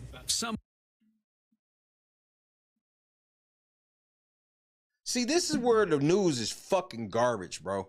This punk ass white boy ain't calling nobody with $1 million loans with this type of shit. I wish a nigga would call me about LNC. I wish a nigga would call me about LNC. But I mean, we don't take government money. But this is why you don't fuck with government money. Because even if you take it on the up and up, they'll do this type of shit for clicks and views. Someone did pick up at the address listed for Satanic Lives Matter, but she said she never got a PPP loan. But you don't have a company called Satanic Lives Matter. No, I do not. It is. Right. So now, are you gonna flip the script?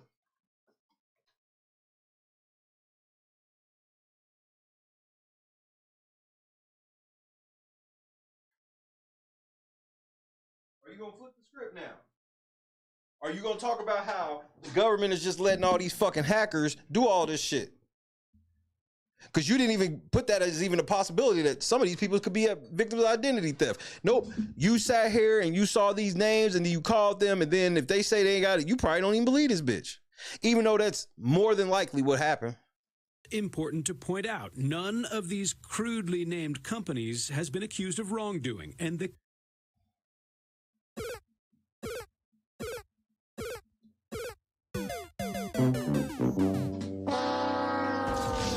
I love you. I'm sorry I said I love you. Well, there it is. He just admitted that he's calling people about companies for just being nosy.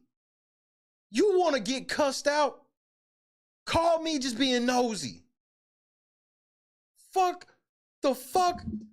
No, none of these, just for the record, none of these businesses have been accused of any wrongdoing. So what the fuck is this about then? CARES Act did not require loan recipients be registered with their respective states. But earlier this year, the Small Business Administration Inspector General found 5,000 businesses got more than $400 million, even though they registered federal tax numbers after February 2020. Auditors said that may indicate the businesses were created to fraudulently gain access to program funds. That's alleged. Every dollar that goes out to a fraudulent application is a dollar that's not going out to a business that really needs the resources.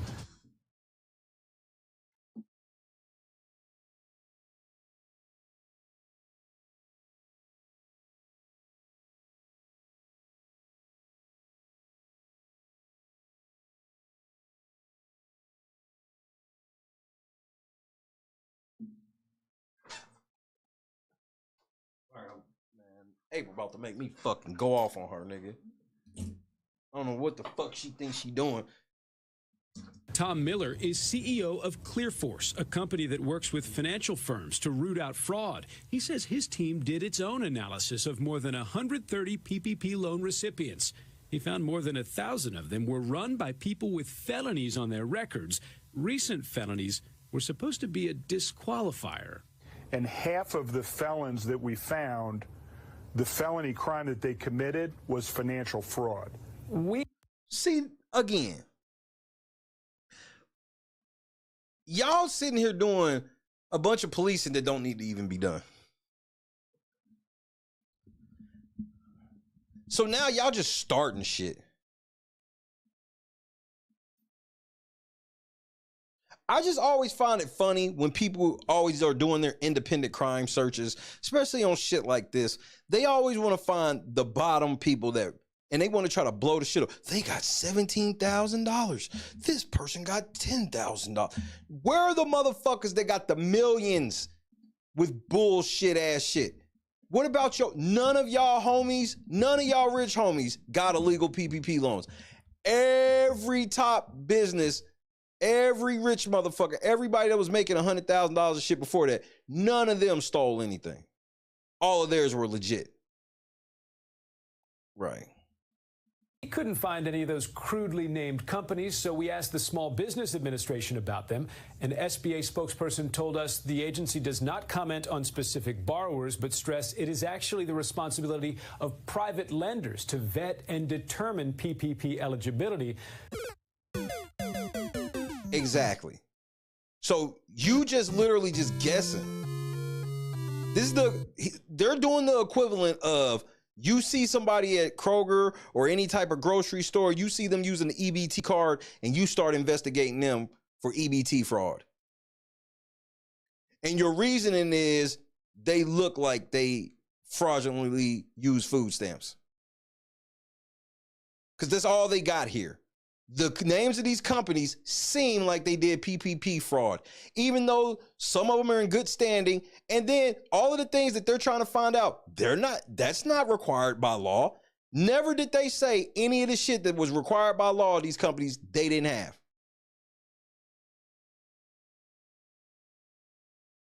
Well, their numbers aren't in the phone book, so I couldn't find them on Yelp. So they have to be stealing the PPP money.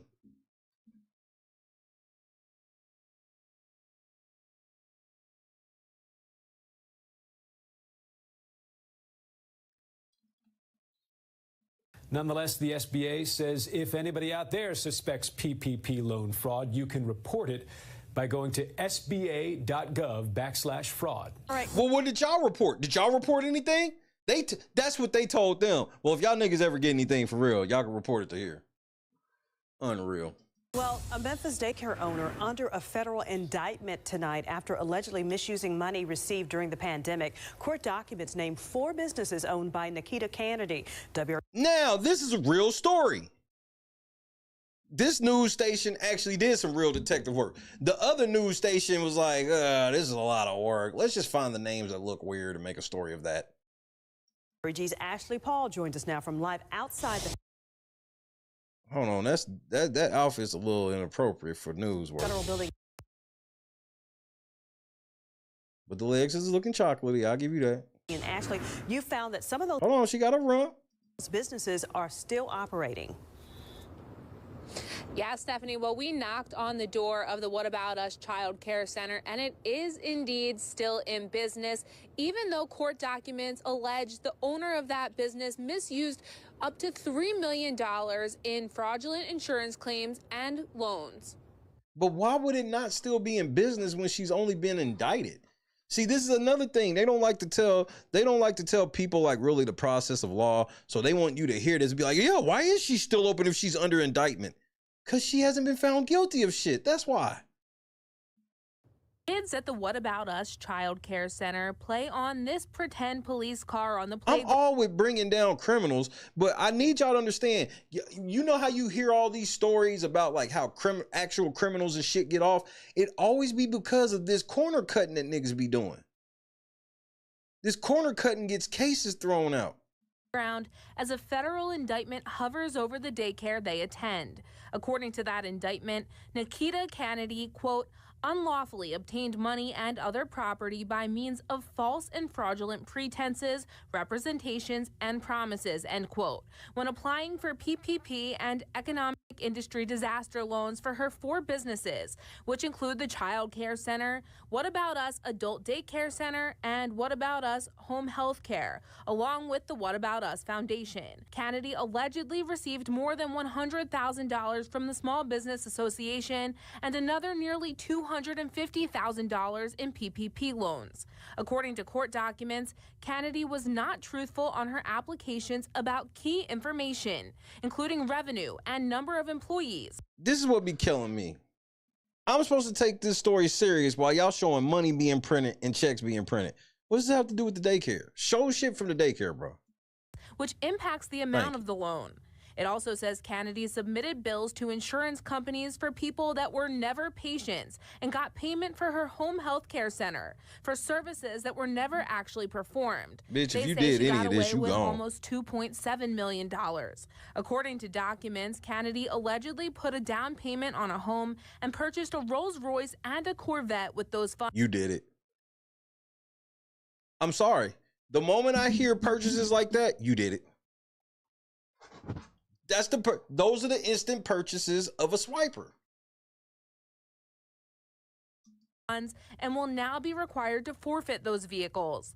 The child care center is operational, but Yeah, she bought a Rolls. She owned a daycare and bought a Rolls Royce. Yep, you a swiper. online, both the adult daycare center and the home health care center are listed as permanently closed. Now, I spoke with Kennedy on the phone, and she says she fully maintains her innocence. Her lawyer says that she's pleaded not guilty and that she fully expects to be acquitted once this goes to trial. Tonight on the 10 o'clock news, a well-known and outspoken South Georgia pastor now faces the possibility of spending up to 30 years in federal prison. Don't expect to see Mac Knight's name associated with fraud. In the name of Jesus, huh? Yo, the devil's in full effect. Lisa, what's Pastor happening? Mac Knight of Impact. Lisa, what up, though? Oh, shit. That news lady's kind of scary. Worship Center in Kingsland was indicted on 5 counts of COVID-19 recovery assistance fraud. According to the federal indictment, the 45-year-old used the money meant for coronavirus relief to buy a luxury car. He a swiper. Is this camera on me? Yes, it's on. That's stupid. Use your common sense. I would have been swallowed up. Have you ever been swallowed up? Have you gone through a time of swallowing? News 4JAX reporter Eric Avendier joins us live with what else the indictment reveals. Eric. Well, for the past couple of years, Pastor Knight has appeared in many of our news stories, fighting and standing up against what he perceived to be as police excessive force, and even represented, or shall I say, represented the family of George Floyd, who. Oh, then no matter what y'all do to this nigga, the people gonna always say that y'all set him up. Was killed by a Minneapolis police officer. Well, now he is the one who needs representation to fight these federal charges listed in this indictment. He was known for his efforts of peacekeeping during the uprising in Minneapolis following the police killing of George Floyd. I think I would just offer them how to organize a peaceful protest. And he was a spokesperson for a family mourning the death of Tony Green, who was shot and killed by a Kingsland police officer. A life was taken all too soon. But now Pastor Mac Knight finds himself in the spotlight for all the wrong reasons. According to this federal indictment, Knight fraudulently sought and received more than $149,000 in COVID relief money. Attorney John Phillips has no affiliation to the case, but is familiar with Knight's community activism. It is surprising. You know, when you have multiple businesses, you've got to run each one right. And this CARES Act money wasn't free money. It wasn't just take it and do what you want with it. It was relief. Taxpayer funded. Oh, he was relieved. Relief to be exact. According to this indictment, Knight falsely wrote on an application that his tax service and his restaurant earned a combined total of more than $670,000 prior to the end of January 31st of last year. In March of that year, he got a check from the government totaling a little more than $149,000. I mean, this is some shameful shit. 10 days after receiving the check, investigators say Knight purchased a Mercedes-Benz for a little more than $46,000. Why do y'all do this? Why is the first thing y'all do is buy cars? No matter how many times they see people get caught, it's still the first thing they do. At this point, the police are probably literally just undercover at high-end car dealerships at this point. Phillips says this leads to other questions. Where's the rest of the money? Did some or most go back to the business? I'm curious. I mean, understand, this was Brian O'Connor in Fast and Furious 1. So working, getting high-end parts, and then finding out that the niggas that can afford these high-end parts are most likely criminals. Fucking Fast and Furious, bro. Curious as to where they have him on the lies. Obviously, they have something because it went to a grand jury. But, you know, in this country, we're innocent till proven guilty. Now, aside from a paper trail that leads back to the pastor, there is also a criminal history of fraud. We were able to conduct a criminal background check that revealed that the pastor Knight was previously sentenced to time in a Georgia prison on charges of fraud and theft. As many small businesses struggled, money meant to save them went to luxury goods. According to federal complaints, that includes a Minnesota man who took money for manufacturing payroll and went golfing. A New Okay, bro, you got to do better than that. Like, I'm just not that person. If he used the majority of the shit and you got a golf trip out of there. Now, if he spent the whole thing on a golf trip, that's the only way I would want to hear it. Jersey attorney who got $9 million for fake businesses and remodeled his home. An Atlanta reality star who spent $2 million on a Rolls Royce and a... I mean, this is some shameful shit. Bitch, are you for real? Come on now, dog.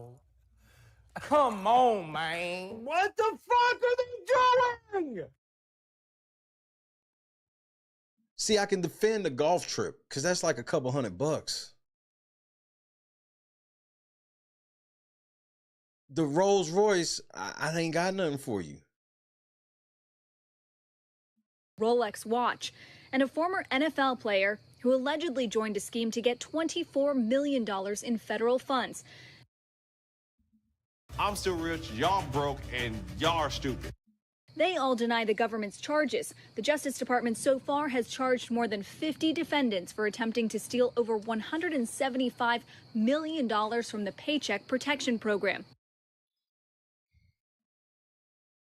I'm just going to close my eyes and just put myself back in the time of 2020, 2021, when it was easy as fuck for you to find somebody to get you a scam PPP loan. Do you remember how easy it was? It was easy for black people. It was easy for white people. Everybody was doing it. Except the smart niggas. U.S. Secret Service has opened some 700 investigations into CARES Act fraud. Which programs are you seeing getting exploited by criminals the most? We see the payroll protection program. It's always been that way. Unemployment, food stamps, like those always been the hot scams, the easy scams, the scams they don't really pay attention to. Like these scams, they never pay attention to. The only time they pay attention is when niggas start getting greedy. That's just the truth. I ain't gonna put this on everybody, but coming from where I'm from, there are several motherfuckers that's been doing these things in the hood for decades. 12 ain't never been nowhere near around it because they ain't never go so far as to pull up in the hood in a Rolls Royce. Unemployment, fraud, extra kids on the taxes and all of that shit. Niggas been doing all this shit for literally decades in the hood. And white people been doing the shit in their hoods too.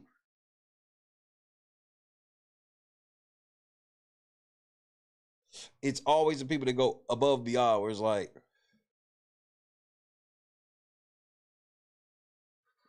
so for them to act like, and this nigga, Roy Dodd's supposed to be assistant to the special agent in charge. Well, take your assistant ass over there, assistant pimp, and tell the pimp to do something about it. And then the Emergency Injury Disaster Loan Program also, which includes both loans and an advance or a grant. These grants, up to $10,000 in upfront cash, require even less information than PPP loans. All you needed was basic information about your business and the bank account for the money to be deposited. You didn't even have to be a very smart criminal to try to defraud this system. People were almost like they wanted it that way. I like that she's a part of the project on government oversight because I'm finally somebody saying what needs to be said. How were all these fucking morons getting all this money without y'all even knowing? Y'all literally had the vault secured with a piece of bubble gum, bro. And then y'all want us to be mad at all these crooks because money was falling out of the vault and they picked it up. Doing things like filling in the application with the names of Game of Thrones characters. The Small Business Administration, which ran the program, later asked the... That's what I'm saying. If somebody got a loan by using a name from somebody from Game of Thrones, there should be no charges against them and they should get to keep the money tax-free and never have to pay it back. I guarantee you the government will start taking it serious then. banks to freeze accounts that received... They don't take it serious, so why should I? They clearly don't give a fuck, so why should I even get bent out of shape? Because they want us to get bent out of shape. They're stealing our money. If it was my money, I could go to the bank and pull it out. So I can't. So they're not stealing my money. This money until they could verify the owner had a qualified... The Jon Snow Foundation. business. 6 banks reported nearly 4,000 cases of suspected fraud. How many arrests and convictions? Among those cases, some of their own employees. Wells Fargo has since terminated 100 people. JP Morgan says it identified some of its employees who unlawfully took this money, but declined to say how many. And if they were fired. The other niggas, they should, again, they wanted to tell us about niggas taking like $17,000, $18,000 that we don't even know if it was illegal. We find out it's some niggas that got fired from the bank at Wells Fargo, 100 niggas. How much did they steal? And why haven't they been arrested? Why is their only punishment they got fired? Ooh, they got fired after stealing millions of dollars? So they went on vacation. Tonight, for the first time, we have a clearer picture on where more than $800 billion of federal money, Payment Protection Program, ended up. The money was supposed to help keep millions of Americans on the payroll during the COVID-19 crisis. But where did your tax dollars actually go? I-Team reporter Brian New has been investigating the government program over the last 2 years. He joins us from Frisco with your answer.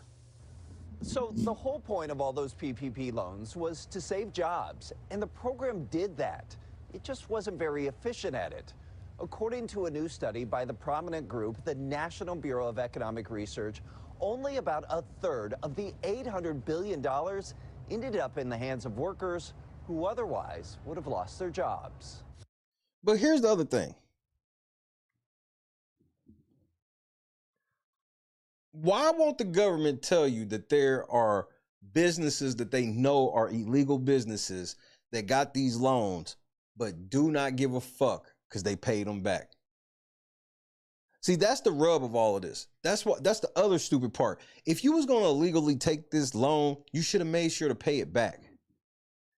Because I guarantee the only niggas they was worried about is the niggas that didn't pay it back. So just for the record, it's a gang of you. And never mind. Try to put you niggas on game. Billions and billions of your tax dollars. It was a giant pot of money. Money that was supposed to help struggling small businesses. Yeah, it has been tough. Money that was supposed to go towards paychecks so workers could keep their jobs. But again, and here's the other part. I just got to be honest. They are banking that all of these businesses that supposedly would have needed this money, that they would have took this money and they all would have did right. See, it's such a slippery slope where it's like, well, if we're going to say this about these people when they get the money with no proof, then how do we know these businesses weren't going to be on that shit? You telling me every business, small business that quote unquote needed this money took and did right by it? You telling me there's no small businesses that took that money and are now closed? Come on, bro. Stop. I see the game y'all trying to play. We believe that they were a lifesaver. But according to a new study by a team of economists, 66 to 77% did not go to paychecks. Instead, most of the money ended up in the hands of business owners and shareholders. The study traced that money even further and found that 72% of the money flowed to the top fifth of household incomes. Yep. And they want to talk about niggas that's getting 12,000. That's why I'm okay. When you bring up somebody that's like, yeah, they was trying to steal millions and da-da-da, cool. Couple $100,000, cool. $17,000. They asked for $17,000. They live in this apartment. Right. Because you wouldn't give a nigga $100,000 to be in that apartment because he might get out of it. This house right here said they own the business and they took $18,000. Nigga, bro, that's no money and they gotta pay it back. Meaning most of the money from PPP loans went to people with incomes well over $100,000. And that's the money that went out to legitimate businesses. In the past, allegedly, past 2 years, our I-team investigations have found PPP loan fraud was rampant. Millions of dollars from the program ended up in the hands of fake businesses. And see, now I get it. This is a ploy by the government. They want everybody to stop letting people that start their own LLCs and small business. If you own your own business, they don't want you to get a PPP loan. This is basically what this is. Anybody who own their own business, because they just basically vouch for every business, like all these legit businesses got them. It's not, that's not where the problem is. Bullshit.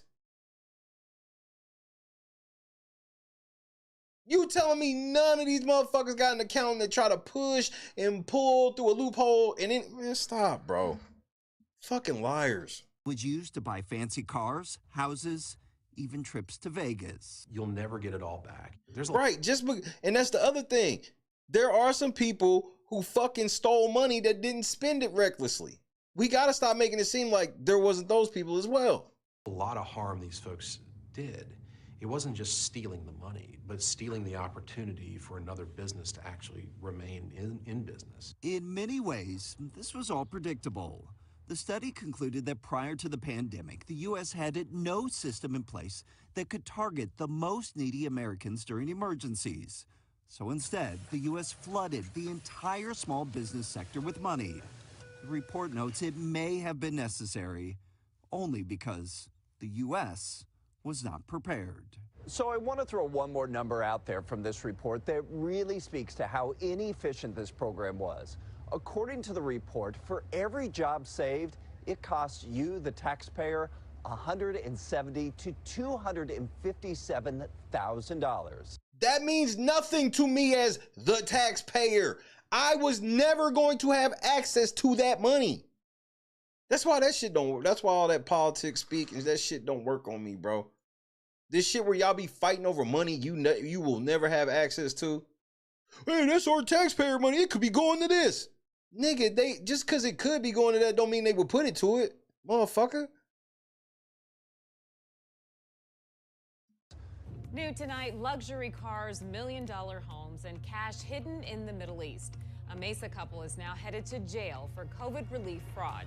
Good evening, and thanks so much for joining us for 12 News at 6. I'm Cuddy the Divine. I'm Mark Curtis. Nigga, she got that trainer on as tight as possible. Ladies, y'all got, bro, when you got that mug so tight, you can't wear the dress that hug around it. She look like she got on a fucking flak jacket. Feds have been cracking down on fraudsters who illegally obtained an estimated billions of dollars. Well, damn, I hope y'all get power back soon. In loans from the Paycheck Protection Program. Team Charles Bram Resnick has the details on a couple who went on an international spending. I mean, she cute though. Don't get it twisted. Spree with your tax dollars, Bram. Jason and Kimberly But she looked like she got on a Chinese finger trap. Coleman had no employees, no real businesses, but they kept applying for PPP loans, and they got them. The Paycheck Protection Program was supposed to protect businesses Okay, let's see. and workers from the pandemic. But PPP loans also line the pockets of countless crooks with your tax dollars. What didn't happen was even minimal checks to make sure that the money was getting to the right people at the right time. A Mesa couple, Jason and Kimberly Coleman, have been convicted of going on an international spending spree with paychecks for phony workers. There you go. This looks real. Damn, you wire transferred 700 racks, 66 racks. Oh, of course you was on demon time. Yo, the devil's in full effect. For a Cadillac. Oh my Lord, it's always money. You dropped $66,000 cash. Y'all niggas are so incredibly, outrageously dumb. According to prosecutors, the couple filed bogus IRS forms. None of their more than 600 employees at 11 companies existed. See, now this is real. shit. The other place was just like, look at the name of this company. Huh? They didn't say that these niggas had like 600 employees. This different. Y'all fucked up. Yet their banks okayed loans worth $13 million. That credit was all right. Prosecutors documented that millions of those PPP tax dollars were laundered in dozens of transactions. The couple put down $7 million cash for 2 palatial homes in Mesa. They had 2 residences on the beach in Rocky Point. They paid 6 figures for their cars, a Bentley Bentayga. See, this is easy. As soon as you say they bought a Bentley, I promise, Bentley, Lamborghini, Ferrari, all they got to do is have the fucking cops work at all these places. 80 to 90% of the clientele be criminals. I truly believe that at this point. 80 to 90% of Bentley and Ferrari and all of them, criminals. Because most of the rich motherfuckers that are really rich, they be wanting some of the vintage models anyway. They don't be really wanting them, the new Bentleys and shit like that. Like on some real shit. But y'all don't even be knowing how rich people actually live. A Rolls Royce. Y'all be trying to live how y'all think rich people live, and that's how y'all always get caught. SUV, a top-of-the-line Cadillac Escalade, and more. And they stashed $1 million with a global investment firm's office in the Middle Eastern Emirate of Dubai. Jason Coleman was sentenced to 5 years in prison. Kimberly Coleman will be behind bars for 10 years. Oh, so he got $1 million waiting on him when he get out. He knew what he was doing. They knew what they was doing. They knew that was actually one of the smarter ones. It was like, well, I'd have put more than $1 million. You shouldn't have bought them cars, shit. Y'all probably wouldn't have got caught. So how could this happen? Investigators are pointing fingers at the gatekeepers who handled the loans and profited from them. One of the banks that worked with the Colemans is being investigated by the feds. Well, obviously, if they come up dirty, then, prosecute their ass. But if the people provided them what was required, it is not on them to play super sleuth and go above and beyond that if that's what happened. There ain't no way y'all getting ready to arrest niggas at a bank. Yeah, the fuck right. Nice try. You got me thinking that's what's gonna happen.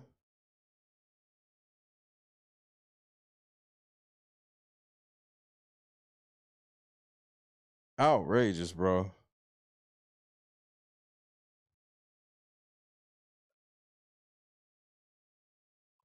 So out of that scamming compilation, it was only like a handful, because some of them was just like, I couldn't believe that little hit job the news tried to do.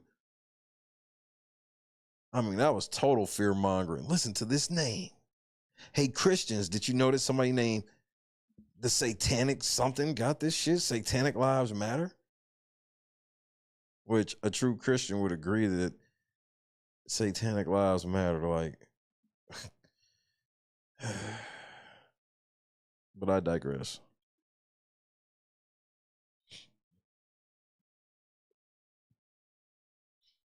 They have no idea what it's like to be rich. That's why that's the first thing they do. The first thing they do is peacock, bro. Go buy stupid ass cars. And like brand new. They not even buying the shits used, something like that. Nah, they going and buying these motherfuckers as hot as possible. Brand new ticket items and deposit doing fucking. And so when they pay for the cars, right? So you already caught a charge for stealing the money, right? Now you done caught another charge for wire fraud just by paying for it. So when you do that wire transfer for $70,000, wire fraud. Yeah, I think I'm gonna hop on the game for a second.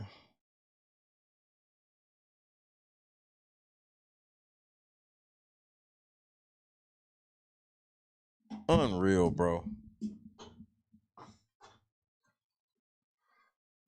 And then the way y'all be getting caught up, I just be like, damn, bro, y'all. I'm like, but only dumb people pull these dumb crimes. So that's why it's just like a weird thing where it's like, that you're not surprised they got caught doing dumb shit because the crime itself is dumb, but it's still just like, because if you have the mind frame of knowing how to really evade these crimes, you still don't, you smart enough not to trust it and still stay away from it. These motherfuckers.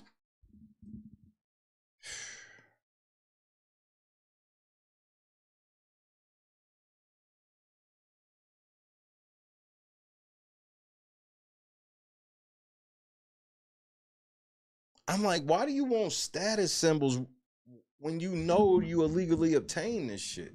That's the part that just always was like weird to me. Like, I just don't understand being as loud as possible, knowing that you stole that money from the government. I understand a dope dealer being loud, flashy, way more than these type of niggas. The dope dealers aren't stealing from the government, so the government don't care as much. You niggas are stealing from the government. And it's the same old line every time. Bentleys, Ferraris, Lamborghinis, trips here. Bought this property. Where'd they buy the property? Somewhere they shouldn't have. You going over, you got a couple dollars, you done found somewhere, now you going to live by legacy people that don't like you. These niggas all been on the phone. Or, yeah, man, you know these niggas are scammers. What the fuck are they doing over here?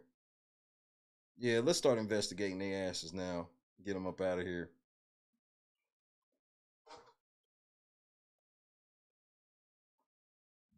Be safe.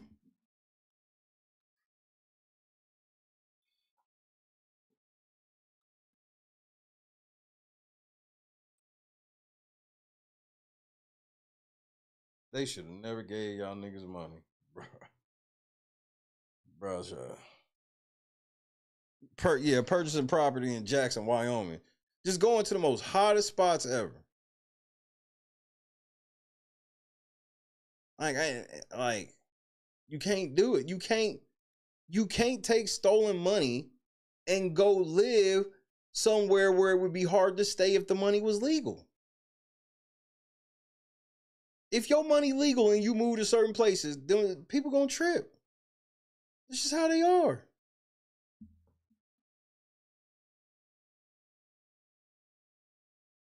Soon as they see y'all dumbasses pull up and they see the Rolls Royces, all this shit, they're like, oh, here we go. Yep, give them a month, 2 months. And the HOA, they've been trying to fucking get them kicked out forever because it's the same people that just keep that shit vacant, rent it to somebody they know gonna crash out, and then make their money, let them crash out, and then give it to another crash out. So people are tired of living in the neighborhood where there's always a house. There's this house that always occupies a crash out.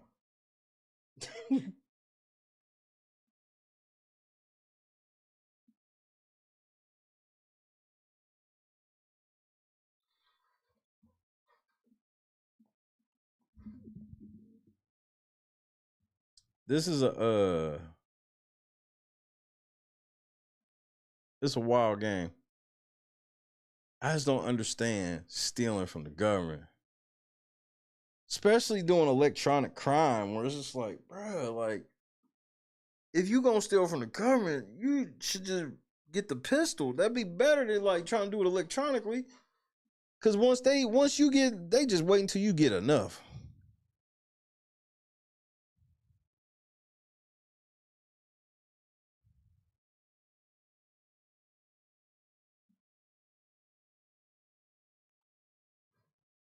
Nigga, I should pull up this body cam I was watching.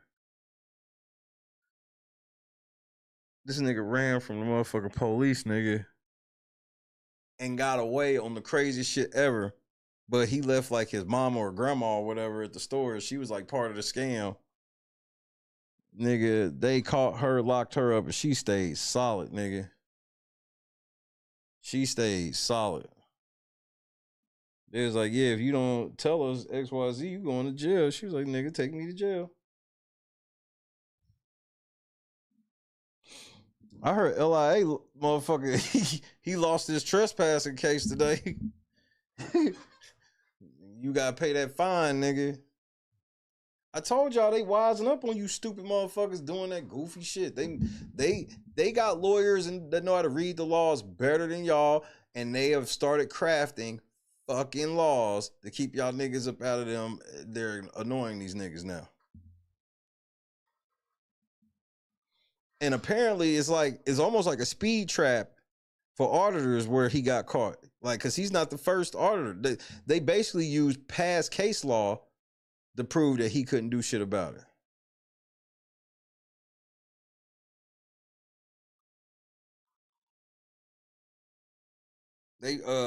They cited like how they ruled in the state Supreme Court on the exact same shit with another auditor who tried this shit. So I'm like, and then here's how it's clearly like a trap. They don't ask for jail time. They always just ask for money. So they done they reverse scamming y'all niggas like, yeah, y'all niggas want to try to make money off these fucking videos off us? Well, bet. You committing a crime and we gonna make money off you. I thought so, but apparently they wasn't trying to hear that shit. Apparently they told that nigga to shut the fuck up. Hey, shut up, nigga. But it don't matter. I mean, all he got to do is go on his show and cry about it, and he's gonna make tenfold or whatever he had to pay in the fine. Because so many people like just they live through the fakeness of this nigga, thinking like, I too one day can stand up to the police. Not doing what that nigga be doing. You get yourself hurt. Forgotten Son, what's happening? No, he's not, because LIA has been confirmed to work with the police. He's not really anti-police at all. He just goes to certain spots. He tries to figure out where he can grift and go to certain spots. And sometimes it's good and sometimes it ain't. He crapped out at this one. Do you think he's going to learn from this? Nah, he ain't serving no jail time. He's just going to pay a fine that if the fine even remotely had hurt him, he can ask for it back and get it. And so, he don't see it as a loss. He don't see it as a win, but he don't see it as it definitely ain't no shit to make him go, maybe I should stop doing this shit. That's not even a fucking remote thought.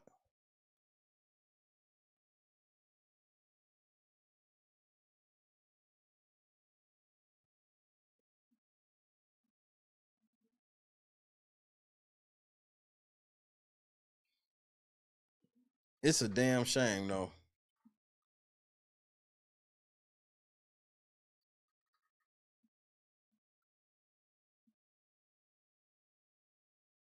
Sovereign citizens, the thing that that loses me with them is, I'm like, nigga, this shit would only kind of work if you was on like 15, 20 acres of your own shit. So like that sovereign citizen shit, that's when it worked. Remember, what's that one ranch that they would roll up on and them niggas shot at the fucking police like, hey, nigga, hey, this our shit up here, nigga. We don't recognize nothing the fuck y'all talking about. Nigga, I done seen situations where police done accidentally drove up on reservations and had to negotiate for the safe return of their officer, nigga. Like, because it was like,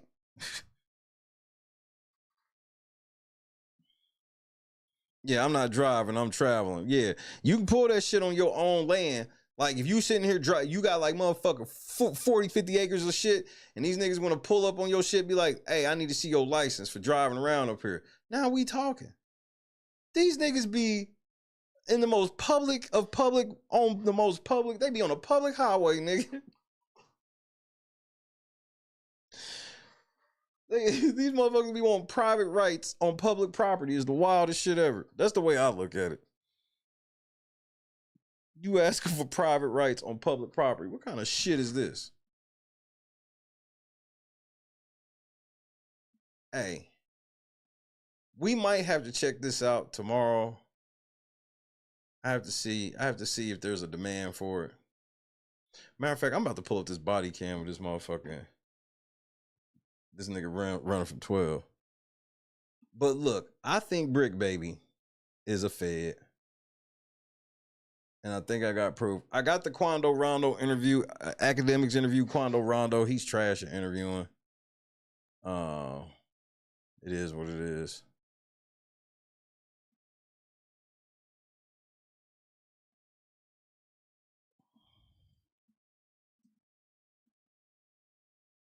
Somebody did a documentary on Brick Baby, and I was watching, and I was like, oh, wow.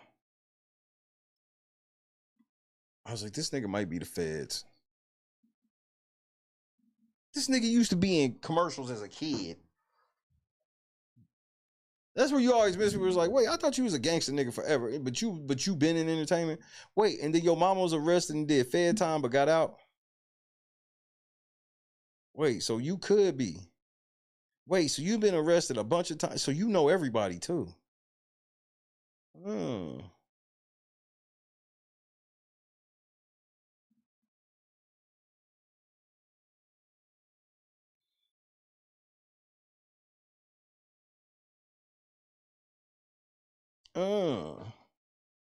Hold on right quick.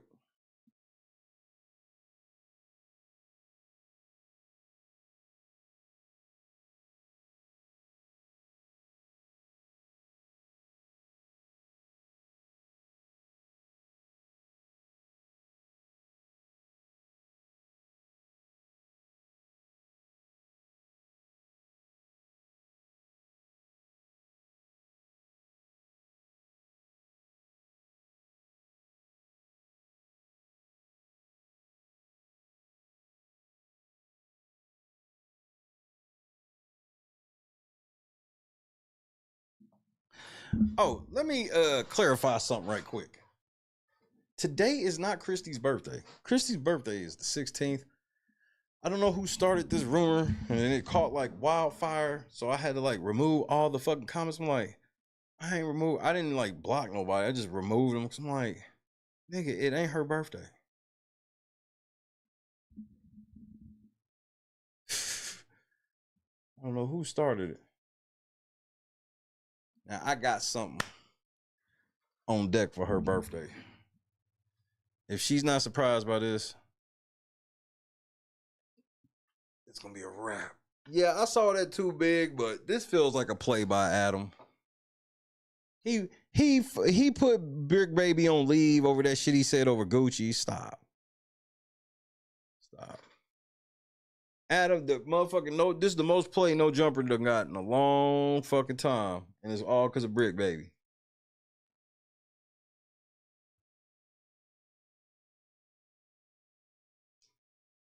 All right, man. Here comes this crazy body cam footage. I would just show the regular shit, but you know, I'm gonna do it with the commentary. Shout out to Heavy Gant, because Heavy Gant's the one to put me up on it. So I'll do him the service of going ahead and breaking it down. I'll break him and them down. Ha ha ha. I get the last laugh. Heavy Gant, you have the floor. Tactical nuke incoming! Not my motherfucking house. They don't care. They get about 7-8 hours. Fuck, I look like giving her a birthday week. What a simp ass shit y'all niggas be on. Hi. Okay, so we're just gonna hang here. We do have 3 shoplifters inside, 2 black females, 1 black male. That seems racist. She thinks they're getting ready to head up to the front. They're loading everything that they've selected into 1 cart, probably getting ready to head up to the front. She's just gonna let me know when they pass all points of sale and when they're headed out. And she'll let me know which side they're going to.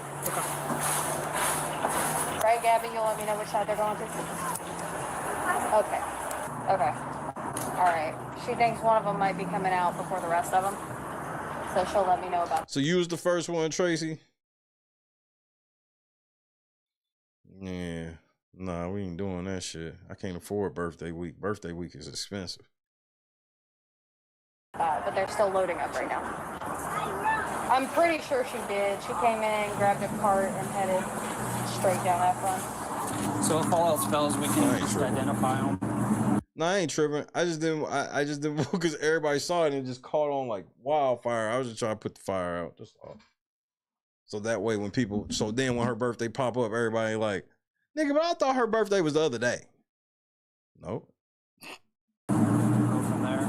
Okay. Y'all said that they did this yesterday as well. Yeah. And one of the women in here actually just left not too long ago.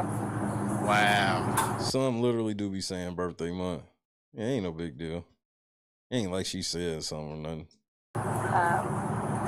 But is it just you? At the moment. At the moment, it's just one. She like, nigga, hey, is it just you? Cause you probably gonna need more for these niggas. 2 more units coming. 2 more units coming, just one right now. It's like they be forgetting the cameras are everywhere. Hey, man, if you just click this link and you're wondering whose silky, smooth, melodious voice is speaking so eloquently over the body cam footage. Pause. Well, you've reached the Heavy Ant channel. Now, if you're not here for the brilliant commentary, fair enough. Click the link in the description, go over to Body Cam Edition, watch it in full over there. A lot of good videos. Make sure you sub to those guys and make sure you hit the bell as well. But I do these videos for my audience. You're not here for the commentary. I don't want you here. If you're part of the Heavy Ant audience, you know the deal. You can say whatever you want to say. The only rules I was going to because I'm literally on my own platform. Shout out to Heavy Ant. Talk like you got some sense and be nice. All praise to the almighty algorithm. Like, share, subscribe. As always, I will not be praising no almighty algorithm. Yo, the devil's in full effect. Always, guys, I haven't seen this. We're watching this together. Thanks to everybody who sent this to me. Come on. Yeah, I let him know there's 3 of them. So She said they're coming up the back wall now, so they're probably gonna pop out soon, but Sometimes you gotta pop out and show niggas. she'll let me know. back wall. All the way back Over there. Should we move over to the entrance, or should we just stay here at the exit? She said the first girl might come out by herself, so if she does, to just let her kind of keep moving and try to pull her off to the side. She's mostly concerned with the other people. What does the first girl look like? What is she wearing? Guys coming up right now, passing Starbucks.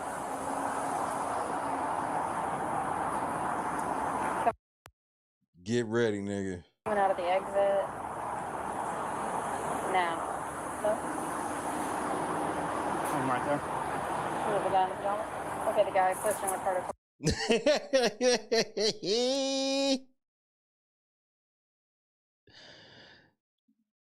I've seen a gang of shit. I've seen a gang of these joints before. I ain't never seen this. This shit fucked me up that it made me cut my finger while I was cutting potatoes. Here we go.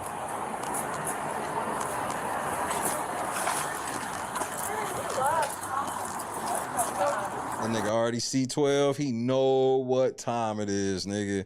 He already see you, nigga. Hey, come here real quick. And let me holler at you.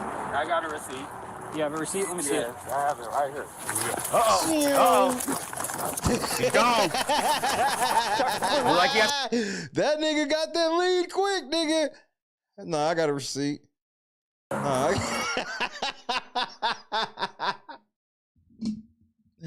No, I got a receipt.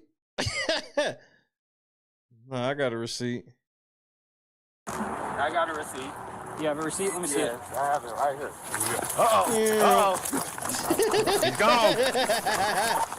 Look like he had some speed on him. Downshift. That nigga done downshifted. How did he get this much of a lead on your ass, nigga? You was right here. You could have just grabbed his ass, nigga. This little nigga, bro, this nigga got Tyreek Hill speed, nigga. This nigga look like Antonio Brown running through the parking lot, nigga. But wait till you see exactly what this nigga do. I have it right here. This nigga on some Tim's too. He in some Tim's. Nigga, look at that stride, nigga. Look at the stride, nigga. It's over, nigga. The cop already lost. Look at the stride on this nigga, bro. Nigga, he is definitely a speedster, nigga.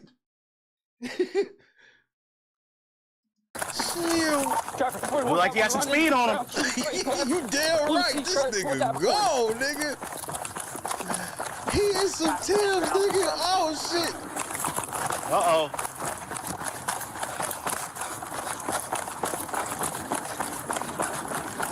can't even see him no more, nigga. He getting blurry, niggas. Yeah, nigga, you this nigga in Tim's gone, nigga. Do you know how heavy some fucking Timbs are, nigga? This nigga's trucking. But wait. Just ran across Abercorn. This nigga Frogger. He already done Frogger across.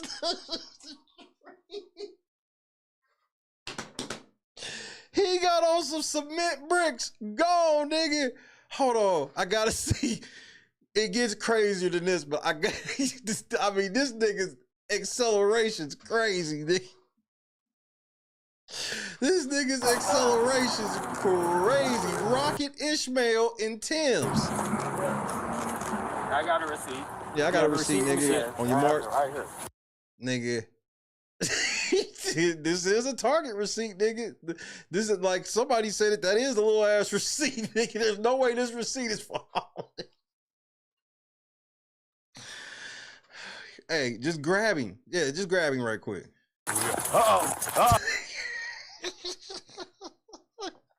You right there. You right there. Get him, nigga. You right there. Get him. He's gone. Look like he had some speed on him. Shoes, gray pants, blue t-shirt towards Abercorn.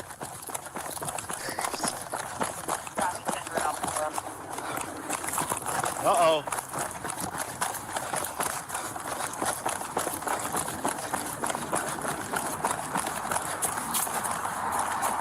What he does is the boldest shit I've ever seen in my life. Just ran across Abercorn, over by Murphy's. Look like he may be gone.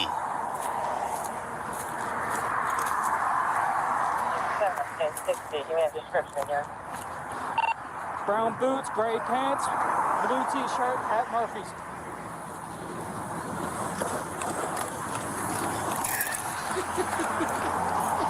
Hey, this how you know I'm not no cop, man. Look, if you get this far away on me, you just got away. Come on. Like on my mama, bro. I did it. At this point, can't nobody say I didn't try my best. Wait for it, though. I'm not running through traffic trying to find you. So this nigga done had time to catch his breath for a second and be gone again. Over by Verizon.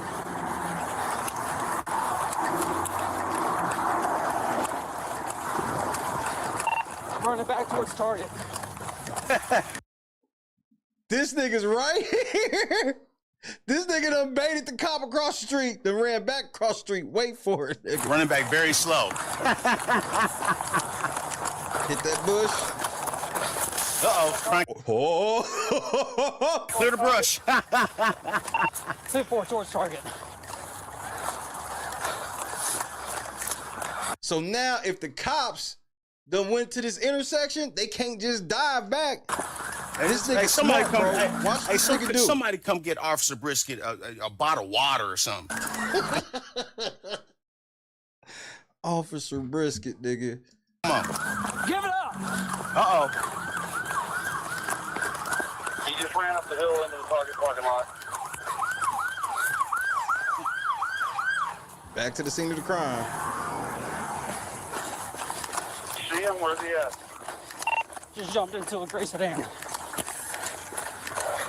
All right, where at? I'm coming in the side. Oh, he's gone. He's gone.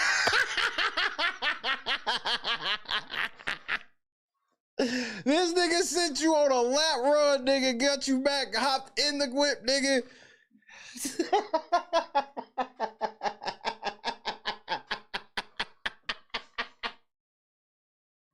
He go. Oh, you sure ain't catching that nigga now. This how gone he is, though. Watch this. Quebec Romeo 7472. Oh, that nigga tore that cart up, nigga. And here come the other 12. Like, yep, here we go.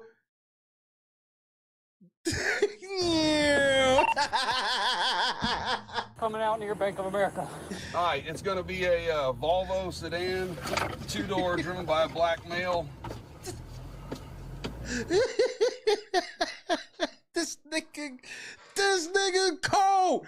That nigga took their ass on a foot race, double back, got the whip, and gone. It's a wrap, nigga. He almost made a clean getaway. Come on. Out the almost. They got him. Yeah, he went out the side over there. I believe he headed back towards Abercorn.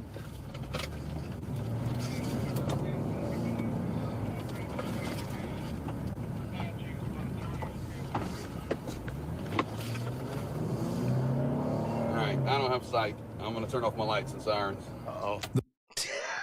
I don't have sight, so I don't even know. The nigga gone. The nigga's gone.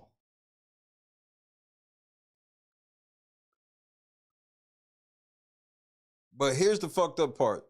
The bitches he was with, they still in the store. The man was driving recklessly, and when the officer lost sight of him, they decided to discontinue the pursuit. Okay. Meanwhile, the female shoplifter attempted to evade detection by stealing a shirt and putting it on as a disguise. However,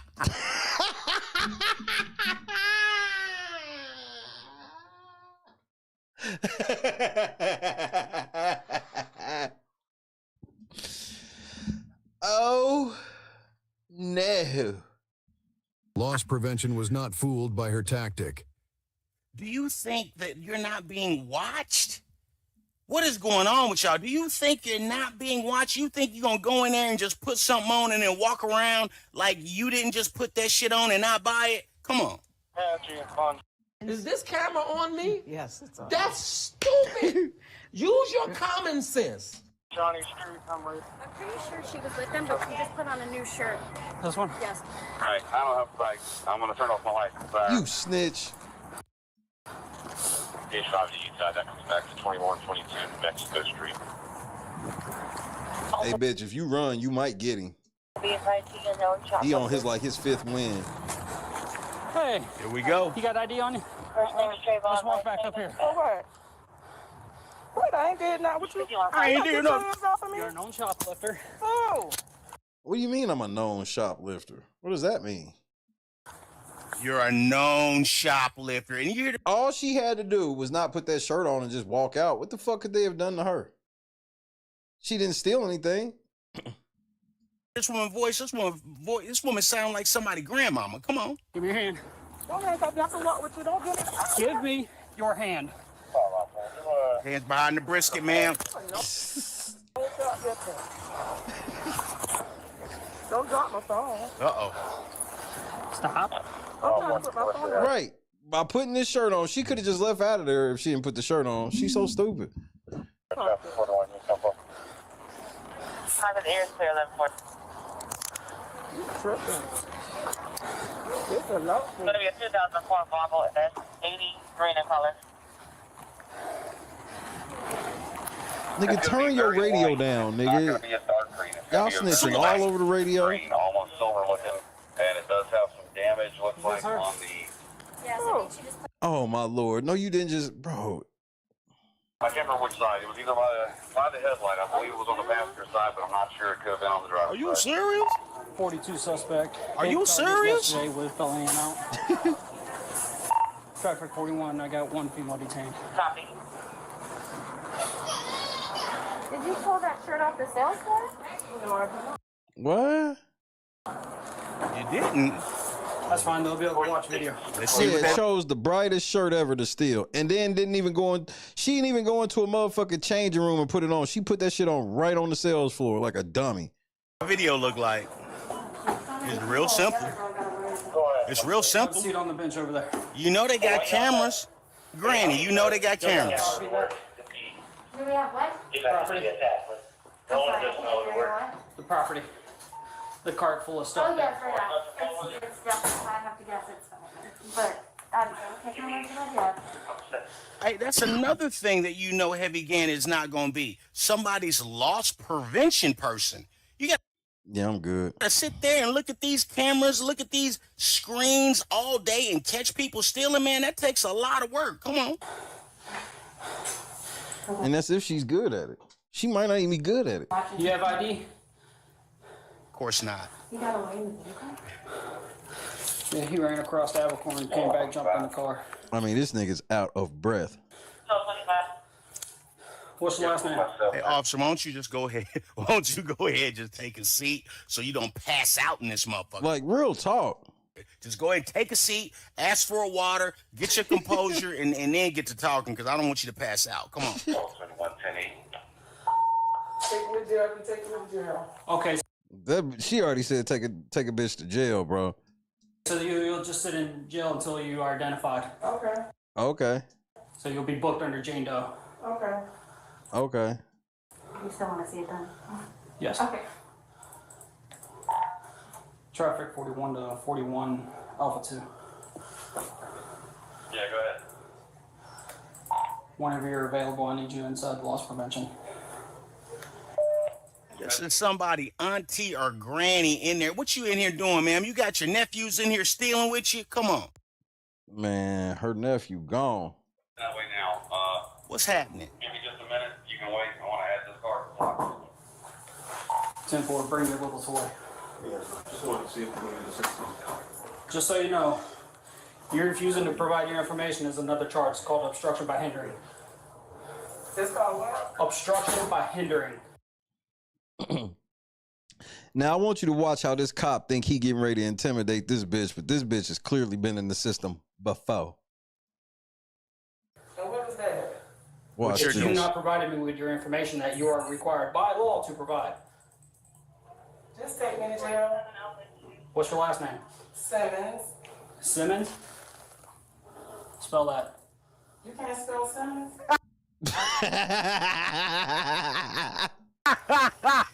Oh, everything, nigga. You can't spell Simmons, you stupid ass That's cop. exactly what I was about to say. You can't spell Simmons, sir? Come on. How do you spell it? Simmons, how I spell it every other week. Is it 1 M, 2 M's? 2 M's. 20 M's? 20 M's. First name. Yep, 20 M's. Nigga, so this is how you about to get her to cooperate. You already talking shit. Got you. B. Now watch how this cop try to be slick and she's like, she ain't going. What state is your ID out of? Chatham, Georgia. What's a good phone number? I don't have one. Is the Man, address come on, on, that's all you need. Just come on and take me to jail. is the address on your license a valid address for you?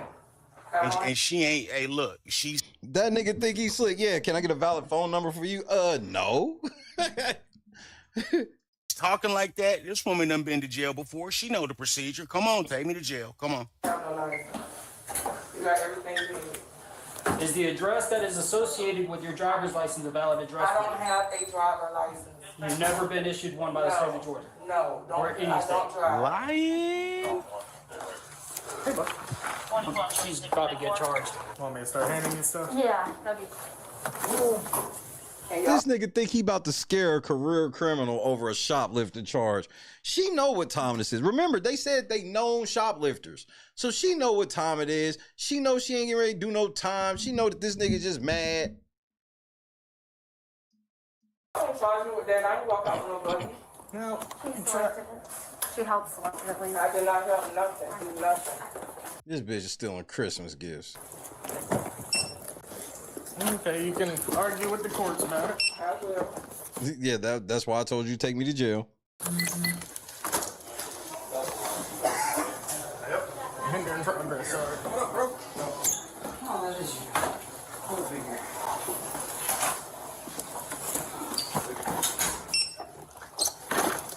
Right, man. That's nice of them to I mean, obviously these toys ain't for her, you know. I don't know how they gonna charge her with any of this. Like, they don't have anything on. All she stole was a shirt. They can ring up all that shit. They saw him. They saw some dude that they said was with her steal a whole cart of shit. How they think they get ready to put all this shit on her is wild. All they got her stealing is that shirt. I know you mad you chased that nigga and you lost. I know you mad, but how you think you gonna just put all this on her is hilarious to me. Which one did you do?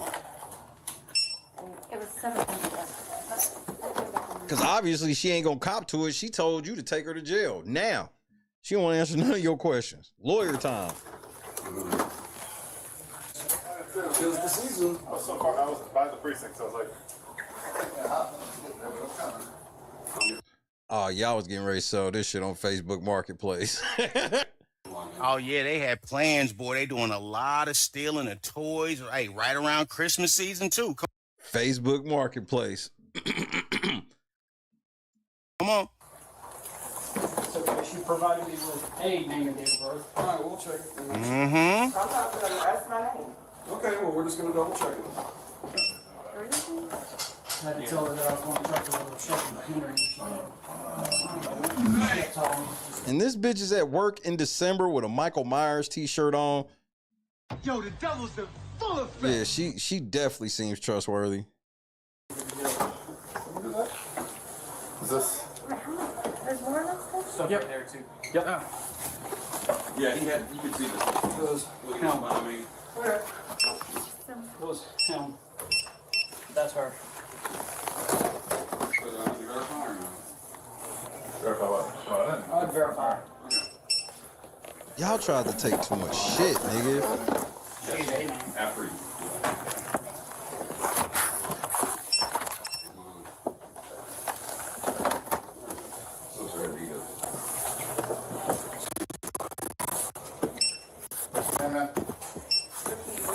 How do you spell it? Last name? Simmons.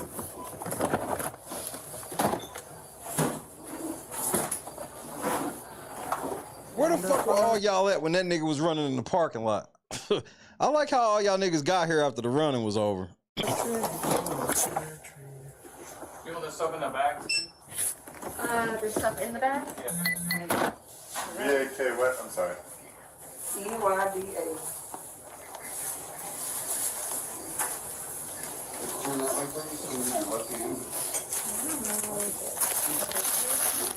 Is there a receipt in the bag? I don't see a receipt. These bags look old. Because they're wrinkled. Yeah, all this shit was about to hit Facebook Marketplace like a motherfucker. Have we been a relationship in the chat before? I don't know. Under what name? He has some boy.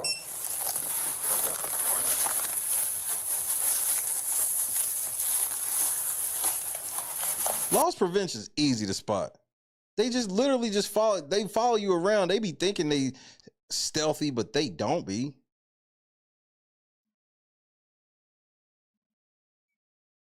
Like, I've had loss prevention follow me many a time.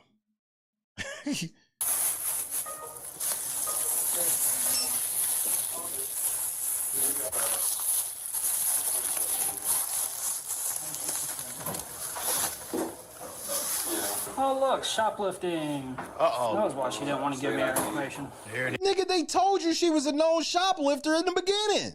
is. That's how they identified her. Oh, and by the way, you do have a state-issued driver's license, or at least you did at one point. All she said was she didn't have one. She know that though. Lying. Granted, she did say never after you asked her. A&B's, I'm at the driver. Well, you want to write your notebook? It should be attached to the warrant. It should be. Fine, I've got it here. It was like 874. 874? Yes. Felony possession. From the other girl, she got away with it. I'm gonna go ahead and search you. That's the same one. No, it's two different You don't charges. have any weapons, no knives, nothing like that. Check and see if that orange shirt has any tags on it or anything. This shirt was in my pocket. It was in. Yeah, this shirt was in my pocket. I just ran all the way to Murphy's. I know because I was on the other side waiting for him. Literally just like this. And I'm about to go to jail. L. Yeah, sit there and talk about that L y'all took. I'll call you when I get there. Well, Yeah, I'm in Target and the thing. You don't speak about. We're gonna try. Anybody can take my phone. And the fucked up thing with this is gonna be hard to get her. All they got her on is a fucking shirt. I promise, all that shit they scan, they they could try to charge her with it. If she got halfway a decent lawyer, it's a wrap. No. All right, I'll call you when I get there. We'll go ahead and submit that as evidence. I'm gonna submit my phone as evidence. Because you're coordinating conspiracy of a crime through your cell phone.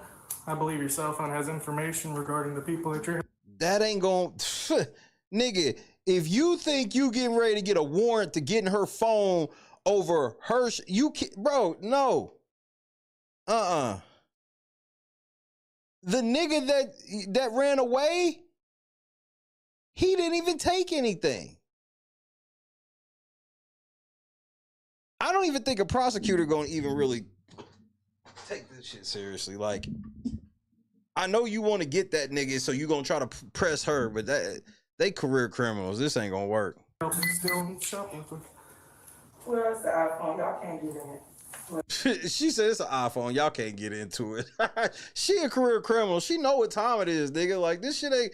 All of this shit you trying to do, bro, you picked the wrong one. Okay. You go ahead and shut it off. That way they can't wipe it. I already put it on airplane. She says shut it off so you can't wipe it. Like, what are you even talking about? You thought this bitch that felt like she needed to wipe her old iPhone? They seem like they probably stay together and shit. Why the fuck would they have been texting each other about let's go shoplift? What proof do you have that she was there's crimes committed in her phone? Because again, you didn't catch both of them committing a crime. You saw them together and you saw one of them commit a crime. Man, these cops are fucking stupid. The woman was charged with felony theft by shoplifting and obstruction by hindering, in addition to having 2 outstanding felony warrants from other agencies. That's the only thing she got caught up for. All of this little shit they talking about, thrown out. She had stolen over $5,000 worth of merchandise, though this was only the documented amount, and the actual total may be significantly higher. If they can catch her with that. The male accomplice who fled the scene now faces multiple felony warrants, while the third female accomplice has not yet been identified. So y'all didn't even... So the dude is just, he's facing felony warrants, even though we don't know who the fuck he is, because she didn't give him up. And the other girl that was there, y'all didn't even get her. Have no idea who she is at all. All because grandma stays solid. Man, shout out to grandma. Share your thoughts below and remember. Oh, interesting. Okay, well, I guess Granny, she stood tall and didn't snitch on him. But yeah, Granny gonna have to sit her shoplifting ass down. I'm wondering if they were family members. That's what I'm... Family or not, she stood tall because even whatever warrant she faces, she probably know it ain't shit. Ooh, $5,000 shit. Like, maybe she get a year, maybe she get a year probation. Like, you don't even... Like, I know they be trying to make this shit sound like it's like some real big, tough, scary shit until you like, bruh, that might not even be shit.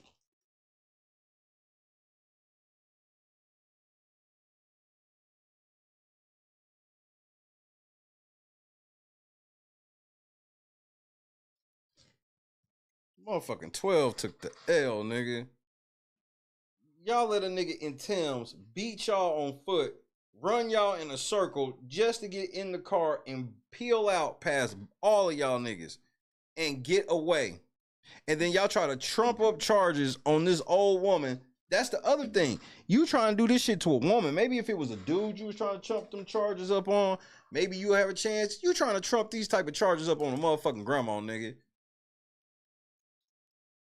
The best y'all can hope for is she get in trouble for them other cases. Cause that shit, like... They didn't even find tags on the shirt she had. So now they got to prove that that wasn't even her shirt.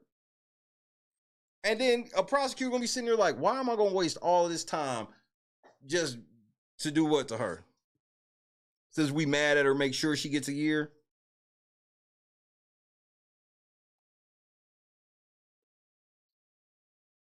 L. That was a whole L. I ain't never seen a nigga do that. He done ran from the police before. He knew exactly what to do. I'll run over here. He'll tell everybody to come over here. And then when I run back, it'll just be me and him because everybody will be over there. And by the time he tell everybody I'm back over here, I'll be in the car gone. And that's exactly what happened. I do not condone running from the police. That shit's stupid.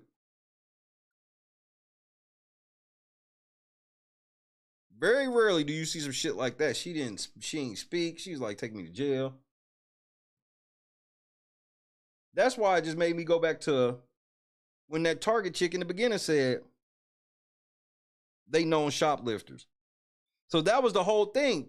These niggas went to somewhere where people knew who the fuck they were, trying to pull a lick.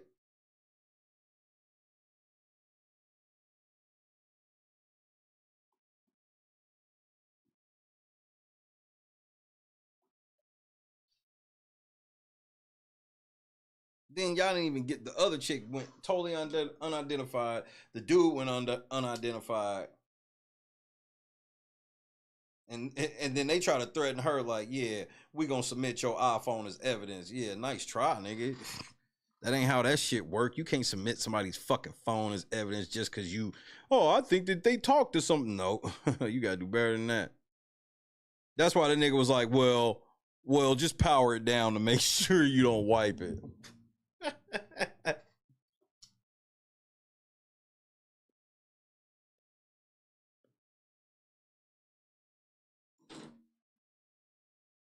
I believe I can seize your phone because I think you talked to the nigga that almost stole some shit from here. They got everything he tried to steal. They just checked it back in.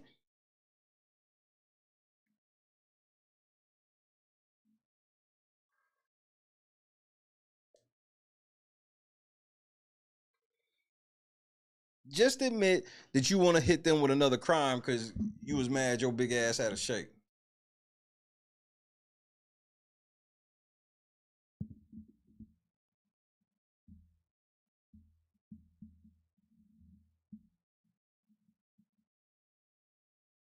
He ran in them Timbs. Them hoes probably wasn't even tied tight.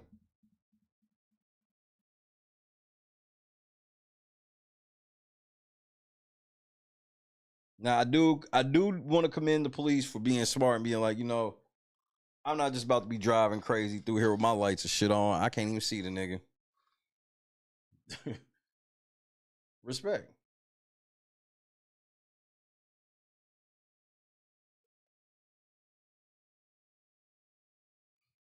Now I do think that cop should have listened to Heavy Gant. He should have chilled his black ass out. He should have sat back, got a breath, maybe ate a hot pretzel or some shit from the snack shop. Don't target out like a snack shop. He should have got him some nachos, some popcorn from the snack shop, motherfucking a Coke smoothie or Coke icy. Sat down, relaxed for a second, and then let the mother niggas talk to her. That nigga was still panting and shit. Give me your phone number. What, you got a good phone number? He's like, oh, shoplifting. Like, oh.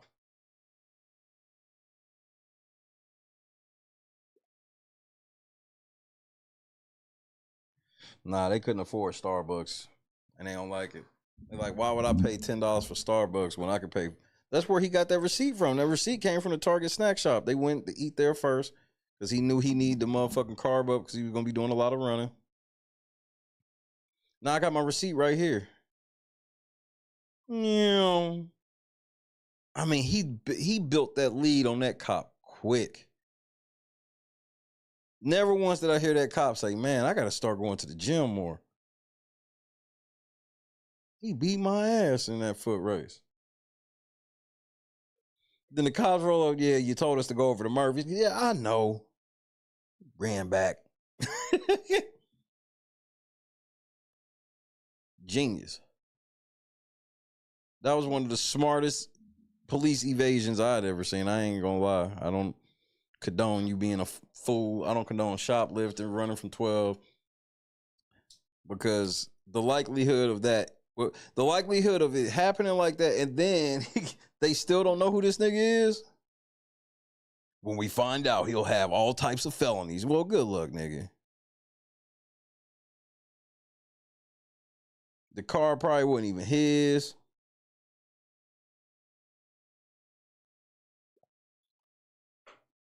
He had on a mask. That's why he was asking, is this a good address for you? Because they just want to run over to that address, but ain't no way that nigga going over anywhere where they would know she at. But it looks like they done had this happen to each other before. Crazy. Low budget Bonnie and Clyde, family affairs bullshit, whatever the fuck.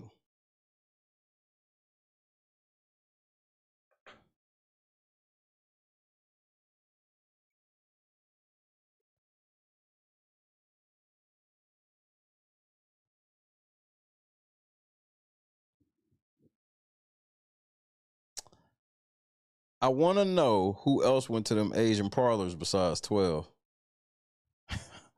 I'm going to stay on this. I need to know. I need to know who else went besides 12. Because as of right now, the only people I have confirmed going is 12. Hit the like button. Hit the PayPal so we can hit the goal this evening. I think we got time for one more video. What do we want to watch? I think we got time for one more ho.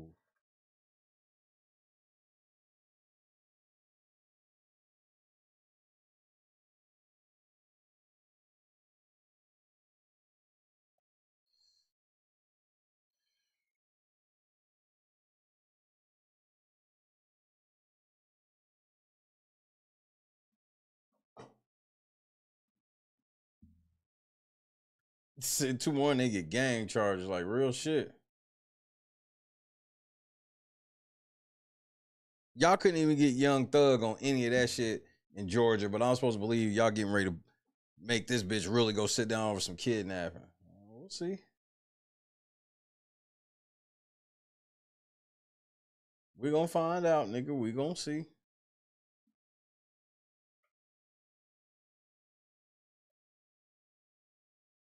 I think we gonna fuck with that Brick Baby documentary tomorrow. I just turned it on some humble shit, trying to eat and get ready for work. Well, I was still working. I took like a break to eat earlier in the day, and I was like, I'll check this shit out just on a humble. It popped up in my feed, and I was like, yo, Brick Baby might be the fucking feds, nigga. Brick Baby might be 22 Jump Street. Y'all think this nigga just co-conspirator number 4? I think it's bigger than that. I think that nigga might be 22 Jump Street.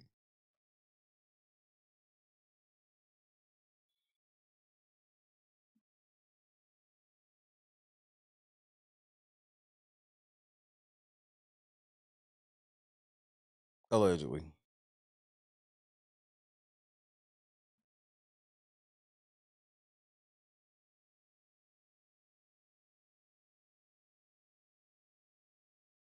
What? No, we will not watch that. You know what? I'm about to start back watching some of these Kendra G joints. Kendra G shits be so fucking funny. I'm like, Kendra G, nobody will ever take your shit seriously. I mean, it's literally just leftover men, leftover women. I mean, niggas calling, I ain't got no job. I just got out of prison. I go, what? I got 6 kids. He gotta be making at least $150,000 minimum. What?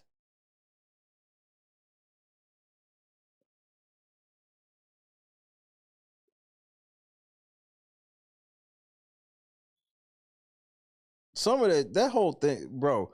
When we watch this, here, look, we'll watch the first couple minutes of this Brick Baby shit so you can see what I'm saying. It'll give us a nice starting point for tomorrow, because I ain't got that much time left. Brick Baby has been in the headlines recently as the alleged co-conspirator 4 in the recent OTF indictment. Though he would deny these claims, the public insists that the description of co-conspirator 4 would match the profile of Brick. Furthermore, Brick... Fuck all of that. It's this other shit that worries me. Way more. ranking with the Rollin' 60s Crips would allow him to create allies with OTF, YSL, amongst many... This nigga... known ties with OTF, known ties with YSL, known ties with Pee Wee Longway. Other alleged crime organization. All of these niggas is locked up. All of them.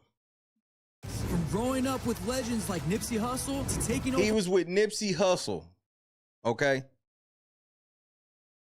Not just that he was with Nipsey Hussle, but he was best friends with Eric Holder.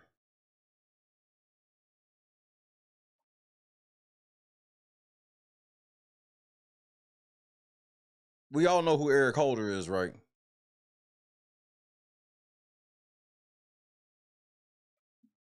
Atlanta with Big Meech and BMF, Brick Baby has found himself in some extremely dangerous situations after being shot Eric Holder is the person that killed Dip.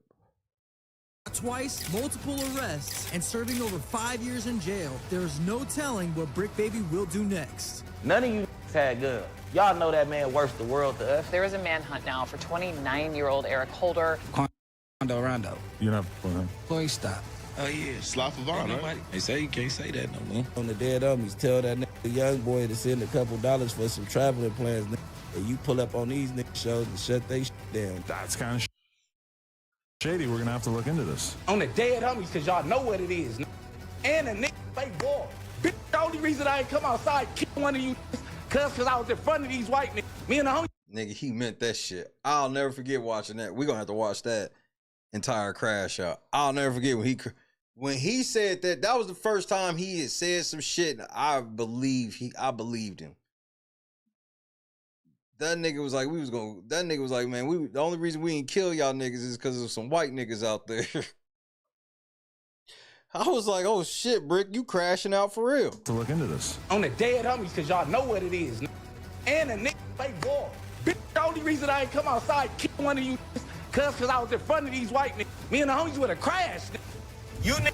He meant that shit. That's of all the times I've ever seen Brick talk, that's the one time I was like, man, he was damn near crying and shit.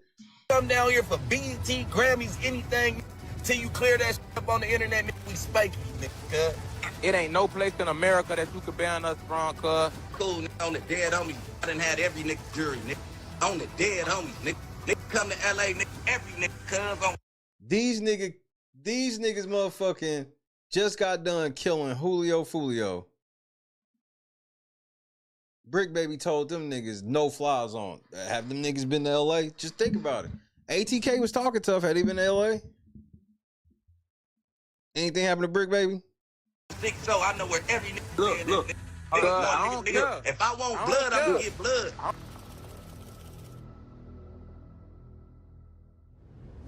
Brick Baby has made some wild ass threats, nigga, and ain't nobody's even tried this nigga. Baby was born in Los Angeles and had been raised split between 3 households through his younger years, with a total of 7 siblings between both his mom and his dad's side. His mom and stepdad ended up moving to Chevy Hills after leaving Detroit in 1989 and would raise Brick in what most would consider a stable environment. Brick grew up having nice things and even being raised part-time by a nanny. However, so this doesn't help the whole, this is some bullshit. Now look at this picture. Y'all see this picture? That lady was allegedly selling bricks.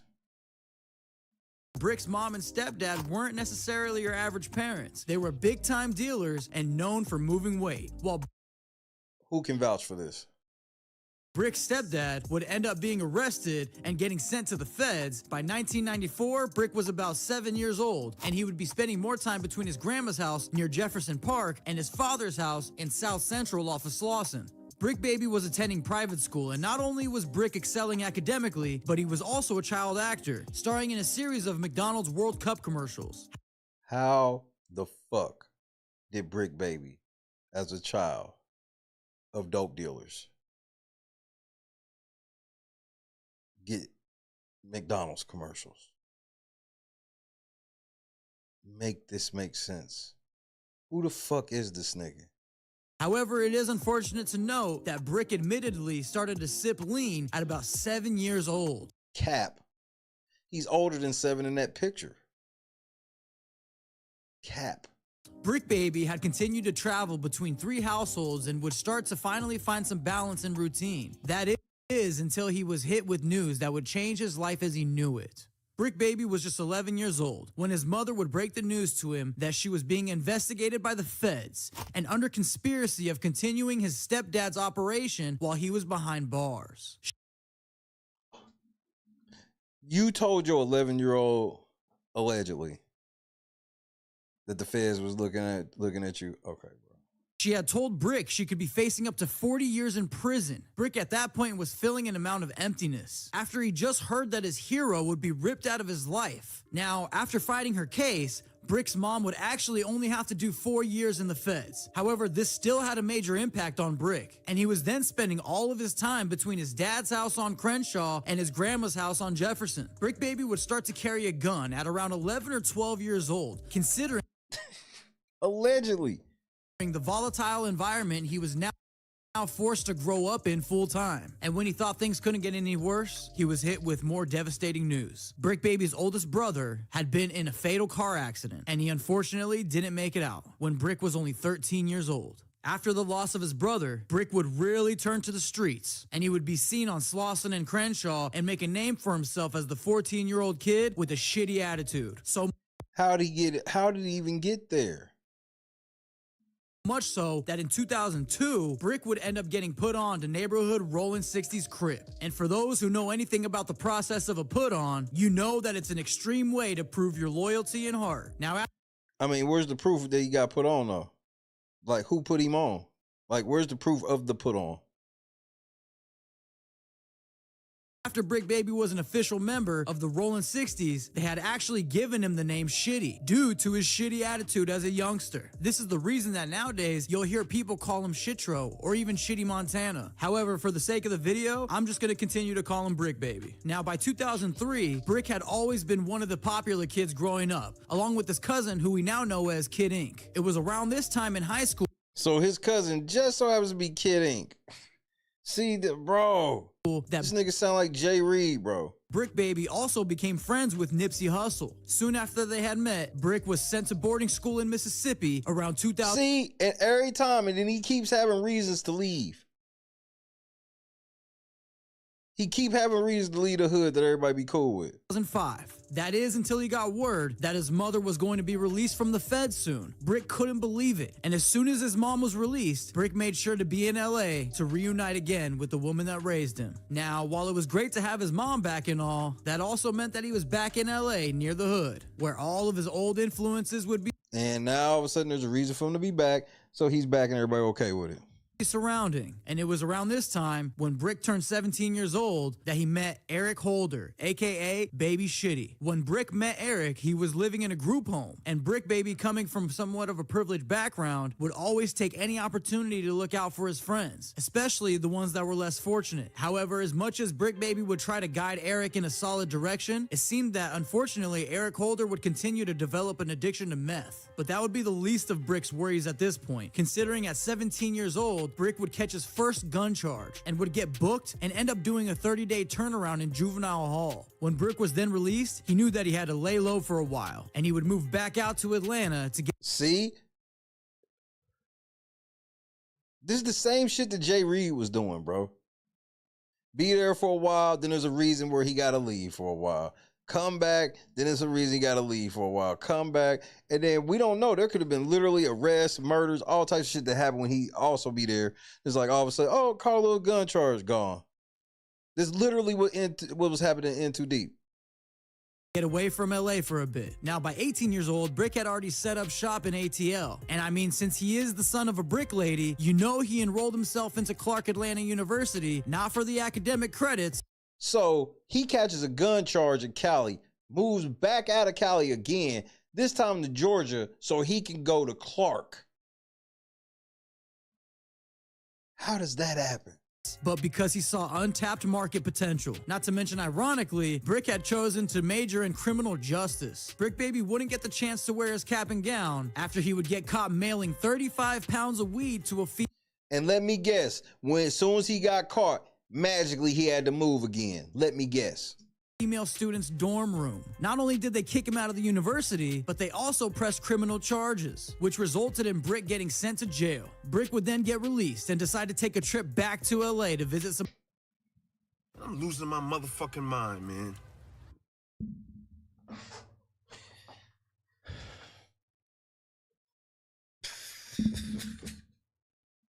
Old friends. And it turns out things would go south fast, resulting in Brick Baby being shot in the tailbone, which assured him to be handicapped for quite a while. Okay, show me this. Even losing his ability to play basketball, which had always been something he was known for growing up. Well, why did you never mention it until now? Yeah, we definitely gonna pick up on this tomorrow. You see what I'm saying? Just from the beginning, where it's just like, nah, none of this makes sense. And we just scratching the surface. It's like so much more. It's like, bro, who the fuck are you really? And y'all just be okay with this nigga. He catch a charge and move every time. And police be okay with it. He gets bonds and shit. Nobody figure him a flight risk, even though as soon as he catches charge, he leaves the area.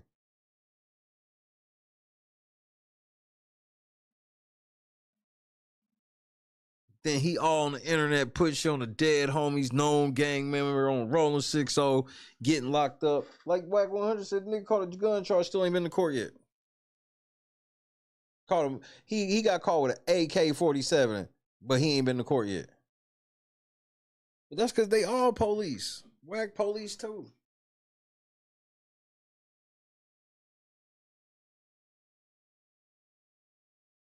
That shit's crazy. Oh, we got a couple more minutes of it. Being shot, Brick was on different timing. He had to stay on. Let me grab my drink. I think I'm gonna give me some corn nuts, bro. Snack time.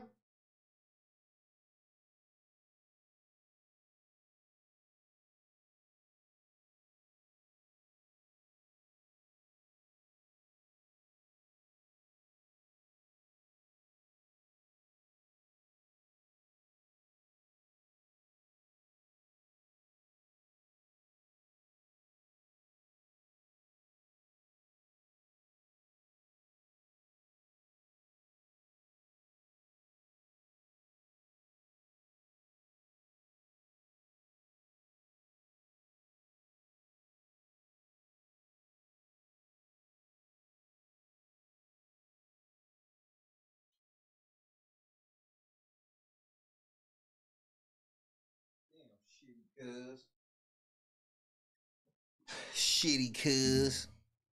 High alert and make sure he kept an eye on the people close to him. Brick had LNC Gaming after this stream. The feeling that it was time to head back to Atlanta around 2008, 2009, and would immediately lock in with the infamous Pee Wee Longway. Longway is an Pee Wee Longway just got caught with like $200 million worth of shit. Wack 100 said something about Brick Baby. Nobody gave a shit. ATL legend and would introduce Brick Baby to Big Meech along with BMF. Brick talks about being amazed by how Meech would move around in ATL, taking what he wanted without anyone questioning him. We got a taste of Big Meech in them. I ain't gonna say no names. We pressed up in there. This was when Unc first came home, when Big U first came home. I was a baby. We press up in there. They don't want to let us in. One of the homies dope fiend the security put him out. We step all on him, walk into the club. The Meech, Jeezy, my Ooey, all them niggas was in there. You know what I'm saying? And Remy Ma was performing. Nigga, as soon as she damn near put the mic down, Tiny Draws, crazy ass, the one that just slapped Wack. Oh, wow. The nigga who slapped Wack and they swear, yeah. This nigga's on camera with lean, bro. Yeah, his crazy ass jump on stage, grab the mic. Hey, BET telling the 60s in the building. That was hood. Like, you know what I'm saying? We had it going that night. We was burnt. We was kids. We didn't know nothing about no money. But now, We see all this jury. So we like, oh, now mind you, we to the point to where we don't got no money for no bottles or nothing. We done jumped over the counter, took all the bottles from the back. We on shit like that. Now we got we got bottles and all that. We did bully some out there section. You know what I'm saying? It's like 70 homies in there at this point. After we done pushed the door open, it's like now, because the whole hood came up there. This BET weekend. And that would change Brick's perspective on how to operate in the streets forever. But not only was Brick influenced by Meech's ability to take control, he would also admire the fact that Meech would do huge things for the community. It was that combination of leadership and contribution that Brick Baby would understand as the fundamentals to being the top. How the fuck did Brick Baby get around Big Meech, bro? And this is just sounds normal to everybody. Dog in the streets. Pee Wee Longway had shown Brick Baby the ropes as far as how to operate things in ATL. However, it was J Money that would usher Brick Baby into the industry side of hip-hop. At this point, Brick had been overwhelmed with opportunities, and he knew it was only right to share these opportunities with the people that he grew up with. Like 50 once in a lifetime opportunities. Like his high school friend, Nipsey Hussle. Brick Baby at that point would bring Nip out to ATL and introduce him to all his new industry friends. In fact, there was an alleged incident at Club City Life in 2009 while J Money was performing. His ops had jumped on stage and slapped J Money. And we won't say any names, but let's just say as a result, a shootout had erupted, allegedly, while Brick Baby and Nipsey made sure to get J Money out of there safely. Now, come 2010, things take a turn for Brick when he would find himself on a high-speed chase evading police while getting caught with a firearm when he was detained and ended up getting sentenced to... How is he not still locked up right now?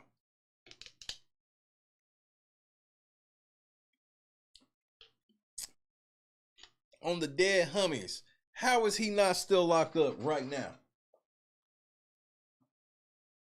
16 months with half. Then after he was released, around November, Brick was walking down to Crenshaw and Slauson, and it had seemed to be a normal day while Brick was heading to get a white t-shirt from the corner store. And while Brick was walking, he didn't even see it coming, but shots would go off, hitting Brick with the .45 in his shoulder, and it would exit through his neck, breaking his jaw. Brick describes this moment as life-changing, and still to this day has no idea who it could have been. Now, more Jay Reed shit. So now you allegedly only got to go away for 16 months for running away from the police with illegal straps. You come back and you just going to get a t-shirt and randomly get shot by somebody you don't know. So now you off the grid again. Thankfully, Brick Baby would survive this shooting. However, he would be spending over 8 months in a wheelchair and end up having to learn how to walk again. And not to mention, Brick had an enormous amount of PTSD after potentially losing his life to an unknown gunman, and he would fear it could happen again at any moment. At this point, Brick has inevitably developed a heavy Percocet dependency, and moving Is that an extended clip coming from his belt? Forward, you can see an increase of aggressiveness in Brick to develop. In fact, it was displayed. I think that the cops be afraid into certain gangs and stuff because I think Big U and Whack 100 are police, and I think they either fake argue or it's just inter-cop beef. For over 6 million people to witness, while Brick Baby is seen evading police and then being arrested in a YG Meek Mill music video for I'm a Thug, which in my opinion is pretty legendary. For this incident, Brick was sentenced to serve about 16 months. However, it turns out that they would keep him in custody longer, pending other murder. Listen to what they want me to believe just happened. Listen to this. In fact, it was displayed. This is real footage. For over 6 million people to witness, while Brick Baby is seen evading police and then being arrested in a YG Meek Mill music video for I'm a Thug, which in my opinion is pretty legendary. He got arrested for this video. He's supposed to have for real got arrested. They got him on camera getting ready to run from the police, and then the police stopping him, and then he going to jail. This incident, Brick was sentenced to serve about 16 months. However, it turns out that they would keep him in custody longer, pending other murder investigations that were going on. Thankfully, not long after, Brick would be released. And in 2013, he would head back to ATL to take this rap thing serious. And then what happens after he get in trouble? Back to Atlanta. With Pee Wee Longway. It's at this moment Longway introduces Brick Baby to the one and only Young Thug. Brick was still learning to rap at this time, but he always had cash on hand. So Brick would be the one that would always pay for. Where did he get this money from? He was trying to learn how to rap and he always had cash on hand, enough cash to be around people like Young Thug now. Come on, bro. For the studio time. And around this time, Pee Wee Longway had been signed to Gucci Mane's 1017 record label. This was a huge look. It would make sure that these guys would take this music thing a little bit more serious. And it was at this moment, MPA was created, which is a music collective that stands for Money, Pounds, and Ammunition. Now, throughout 2013 and 2014, Brick and Longway would be locked in the studio with artists like Future, Young Thug, Gunna, Metro Boomin, Zaytoven, and more. Imagine Houseway. being a fly on the wall in those studio sessions. It was spending so much time around these guys that Brick would soak up all the game he needed to finally drop his first official mixtape titled Son of a Brick Lady, which dropped on May 28th, 2014. And I mean, check out the track list. This is history right here. Now, speaking of history, Brick Baby was about to be featured on a song that would really kickstart his rap career. Kid Ink and DJ Bands would introduce Brick Baby to a young Lil Durk. Furthermore, Kid Ink and he been knowing Durk. How Brick Baby been knowing all these people, but he ain't no real rapper, nothing. His mama allegedly got pinched for selling bricks. And then all of a sudden he get put on by the 60s. All right, but where does his money come from? Oh, he was just known for always having cash on hand. Yeah, most cops are. Would then record a song titled Ring Ring, featuring Lil Reese, Lil Durk, and our one and only Brick Baby. Mind you, prior to this, Brick was going by MPA Shitro, or simply Shitty. Now, thankfully, management talked him into changing it to something a little bit more radio-friendly. After Ring Ring drops, Brick has stamped himself as an official rapper with a project out and notable features. Kid Ink. Like, he's well in the music industry before he decided to even rap. So what the fuck? Would then continue to bring his cousin Brick Baby everywhere he went, including allowing him to open for his 2015 full-speed U.S. Remember, Brick Baby was this big-ass weed dealer. They caught this nigga trying to send 25 pounds of weed to somebody on college campus, and he just got to leave town. Tour, hitting 14 states in 3 weeks. It was on this tour that Brick Baby would make a name for himself in the music industry, even creating a relationship with superstar Chris Brown. Brick also admits at this time he would bring. Now Brick Baby got a relationship with Chris Brown, 21 Savage. How? And for what? Nipsey Hussle out to studio sessions to meet with artists like Durk and Thug for the first time. Brick was making so much money at this point, he got sick of traveling back and forth from LA to ATL and decided to just get an apartment in LA and buy a house in Atlanta. Brick Baby felt like he was on top of the world while dropping another tape titled Nasty Dealer, which again has legendary. How did he have enough money to get a crib in 2 cities while doing nothing? Features from Thug, Kid Ink, Casey Veggies, and more. Things could not have been going better for Brick. That is until Brick would find himself in an altercation with a valet driver, which would result in Brick's gun inside of the valet's mouth while shouting at him. Now in court, Brick would plead out under criminal threats with a firearm and end up doing some time on this case. Once Brick and then I guess once he got out, he left. Was released, he would hit the ground running, going on another tour with Kid Ink. But this every time like clockwork. Get in trouble, leave the city.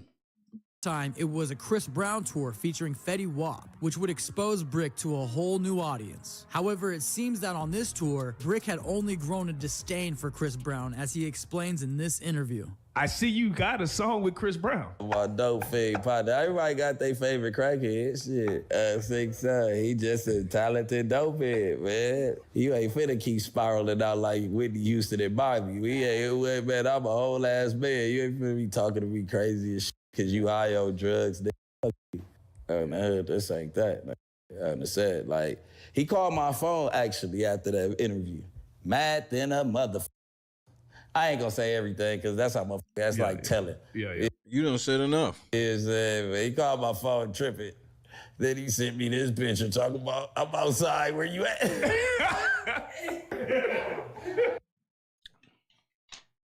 Nigga, that's Chris Brown in that picture, nigga.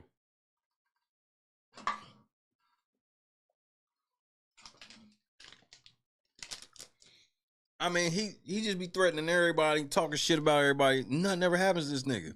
It's like everybody know he 12. Yep, Fetty Wap locked up now. Chris Brown like the only person they named so far, really. It's just really just entertainers that ain't got locked up, the big ones. Him need some milk. So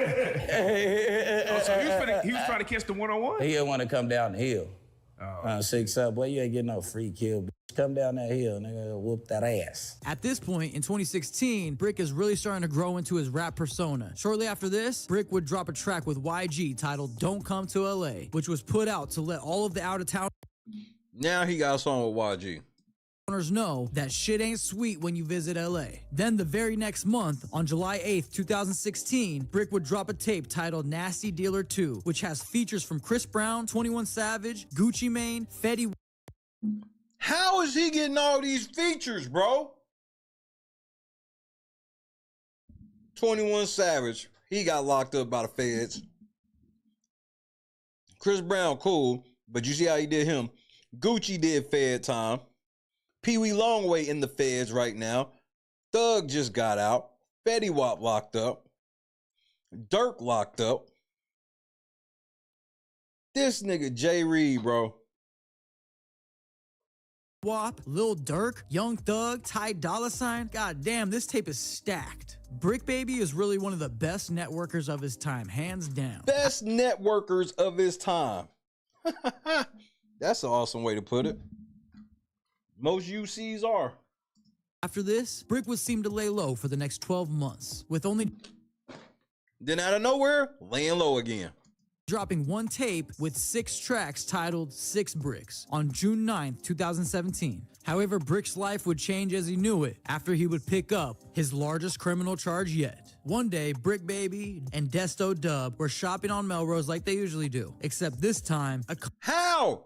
How does he have money to regularly shop on Melrose? How?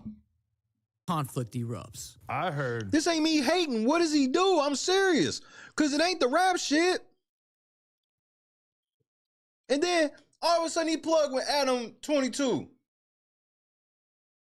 The Brick Baby pulled up to a location, a store. You pull up and start tripping, going crazy on the employee. And then I think somebody else maybe the employee in the face and he ended up being in a coma. Look. I told y'all Adam the police. We pull up. We on Melrose. I'm at Flight Club. I just buy some lean. The dude that worked there, that's my boy. He socked my plug out, so he ended up him out. So I'm like, man, you from New York, man. You out here doing too much. You get what I'm saying? It's all over a bit though. So I got my weird in the back seat that I grew up with. I seated him. I'm like, hey, check it out. I'm like, man, you can't be putting your hands on nobody. Like, bro, you know everybody knows somebody, bro. You know what I'm saying? I'm giving him that. He get on the let's go outside. Come on. All right, let's go outside. But I'm thinking let's go outside like we finna get cracking. So I get on that. Whoa, so when we go outside, I'm on him. Whoa. So he like, no, I didn't want to lose my job. So while that commotion going on, them little seconds of miscommunication, this nigga went back in the store and stole like 12 baby jackets. Oh my Lord. All I see is somebody run, but you got to think I'm in a heated conversation right here. Somebody run right here. He run by me. Me and Dub just happened to pull up on Melrose together. Right. And he had some juice. I had some juice. I'm like, bro, I just bought a pint. Go get some pineapple sodas. He like, I'm finna go serve this right here. You know, Dub was still in the street. I'm finna go serve this some juice right around the building. So on the camera, it looked like Dub wouldn't case the joint for us. Oh. It looked like he circled the building. What?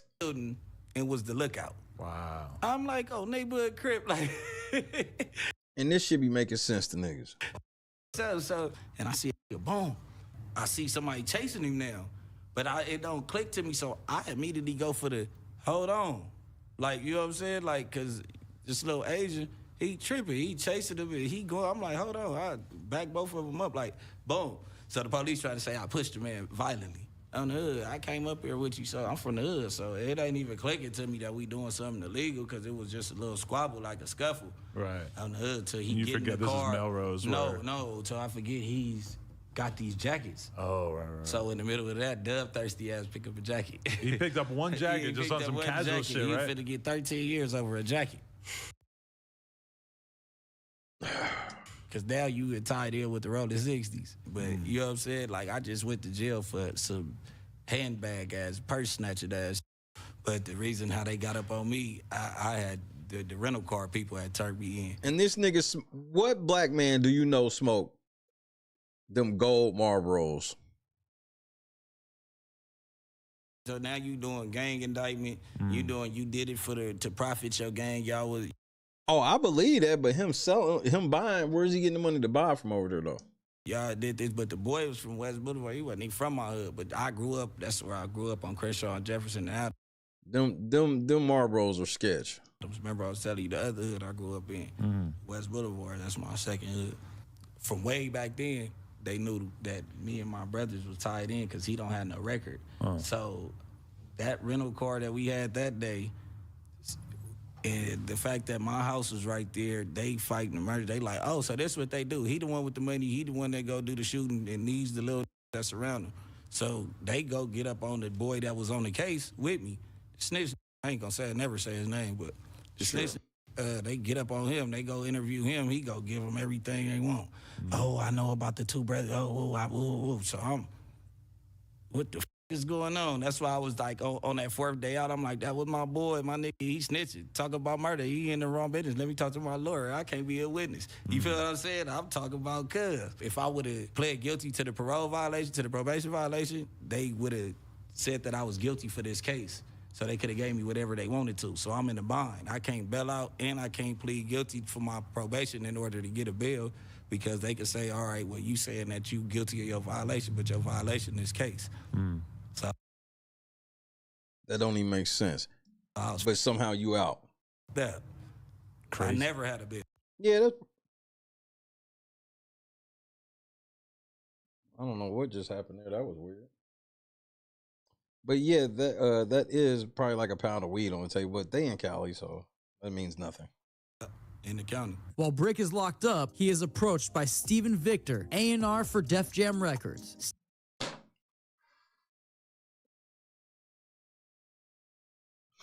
Yeah, that makes sense.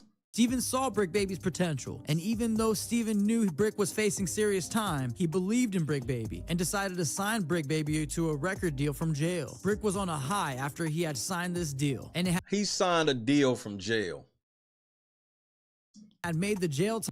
So he Pac now. Time a little bit easier to deal with. But unfortunately soon, while Brick is still behind bars, he would receive news that would change his life forever. On March. Right. He just so happened to be long gone away from some of the craziest shit that happened. So they could make sure he wasn't involved, even though he had the closest ties ever. March 31st, 2019, Nipsey Hussle would be gunned down. Right. Do you see how insanely coincidental this is? He cool with Nip. He best friends with Eric Holder. And Eric Holder kills Nip while this nigga's locked up. That's the only way people can know that he, quote unquote, didn't have nothing to do with it.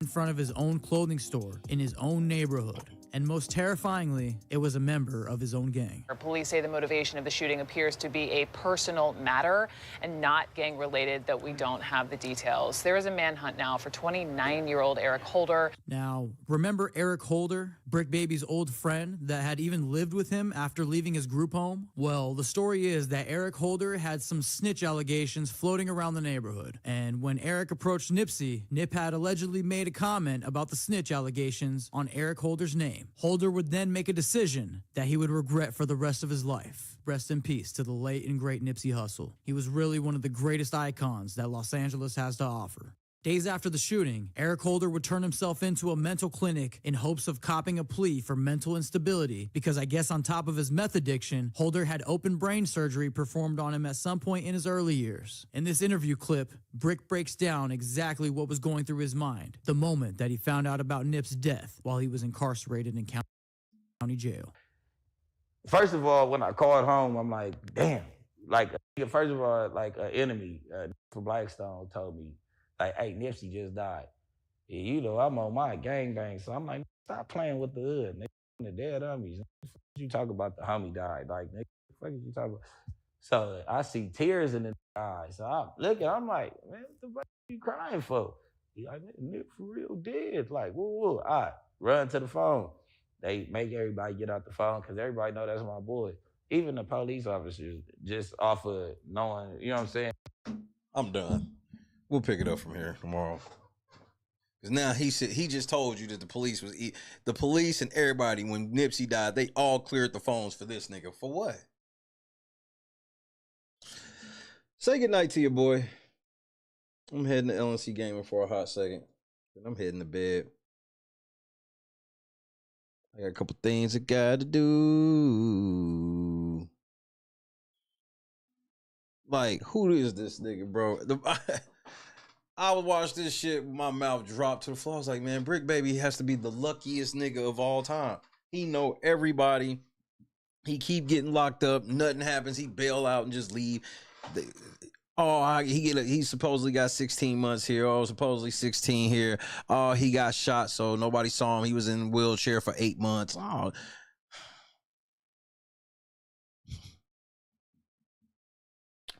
We definitely gonna finish this tomorrow. But I'm heading to LNC Gaming for the rest of y'all. Good night to everybody else.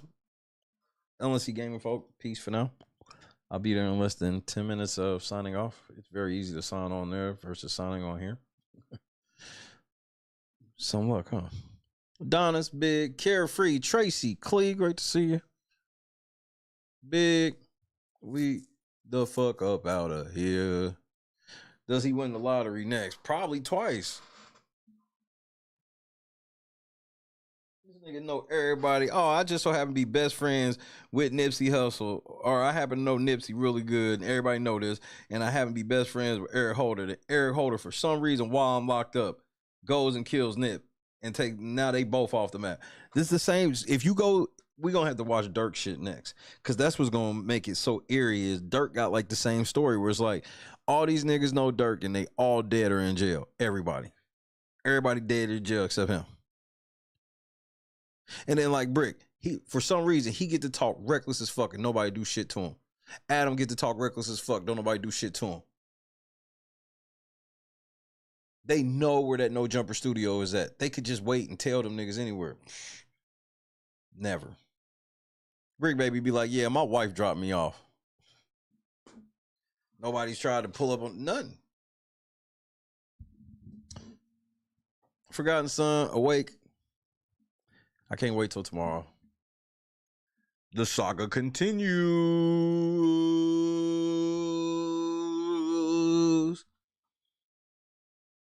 God is great. This was a fun episode. I had fun tonight. I really did. Shout out to the worst cop ever. I'll be honest, bro. You were pretty fucking bad. Bro, you were. You know what? I want to watch 2 videos on the way out just because I got to laugh one time. Because I saw this video earlier and boy, did it make me laugh. I hope it does the same for you. Yes. I'm trying to watch the kids. What do you want? Is there any snacks left? Yeah, it's snacks in there, but you're not getting none. The doctor said you can't eat none. You keep filling yourself up till you can't eat no more. And you shitting everywhere. Oh, my back really hurts. And honey, what the fuck do snacks got to do with your back? Please just go get it. I'm sick of your shit, man. Fuck. I'm sick of this bitch. I'm talking about this bitch ass and everything, man. sick of this hoe, man. Here, take it off with your big ass. Huh? You want to keep motherfucking eating? Then you sloppy and shit, bitch? You want to just lay here and not do shit? Huh? I'm sick of your shit. Here, clean out the whole pantry then. Fuck it. Here, I would ask you, did you want to switch rolls with them empty? Huh? Here, get you some donuts. Here. I'm tired of lifting your big ass up, man. My back hurt. You don't know how to stop. You just keep on eating and eating and eating. Damn. You know what? I'm taking the kids, man. We gone, man. I don't know who gonna help you, man. You better lay your ass here, man. 24 licensed massage therapists are facing charges after an undercover prostitution sting in Polk County. Fox 13's Carla Byron has details on an investigation that spanned multiple businesses. Operation Skin So Soft was a 2-day undercover operation that began after massage parlors were audited to make sure they comply with the law. Just ask them how I did it. I got out the limo, grabbed her hand, went upstairs and fucked her. Detectives went to 12 massage parlors in Davenport, Dundee, Lakeland, and Winter Haven to get massages from the licensed therapists. Just ask them how I did it. I got out the limo, grabbed her hand, went upstairs and fucked her. And 20 of the women offered to do sexual acts for money unprompted. The undercover would say, no, no, no, just a massage, just a massage. So on 3 different occasions, she continued to try to come back and upcharge him to engage in sex. Detective. Now, she want to go renegade? Go renegade, bitch. Detectives are investigating whether human trafficking was involved. That is a significant concern, and as you know, we're always looking out for the victims of human trafficking. But, you know, it doesn't take a great detective to figure out everybody's Asian, everybody's from China. I mean, I'm losing my motherfucking mind, man. There's not another Asian country represented here. Bitch, are you for real? According to these ladies. So I often wonder, why do you have people from communist China here on legal work visas? What the fuck are they doing? Where they can infiltrate such areas. The sheriff says one of the suspects battered an undercover detective when he denied her advances. And another suspect was arrested outside the parlor for resisting arrest because she interfered with detectives while they placed another woman under arrest.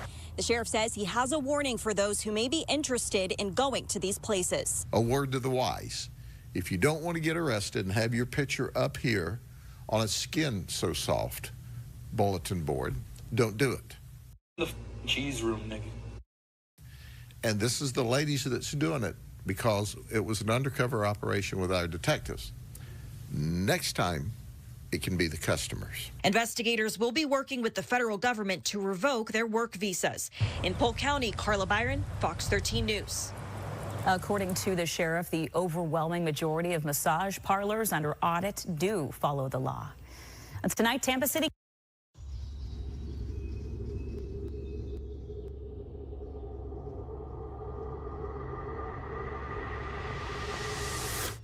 Yo, what's going on, boys? How are you? Yo, dab me up.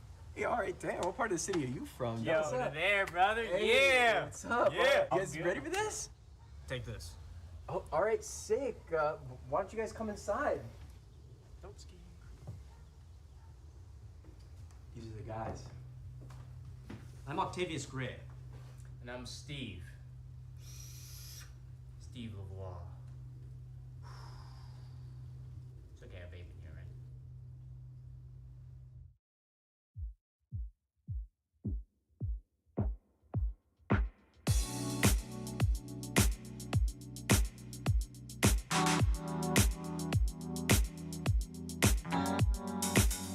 Set the mood right.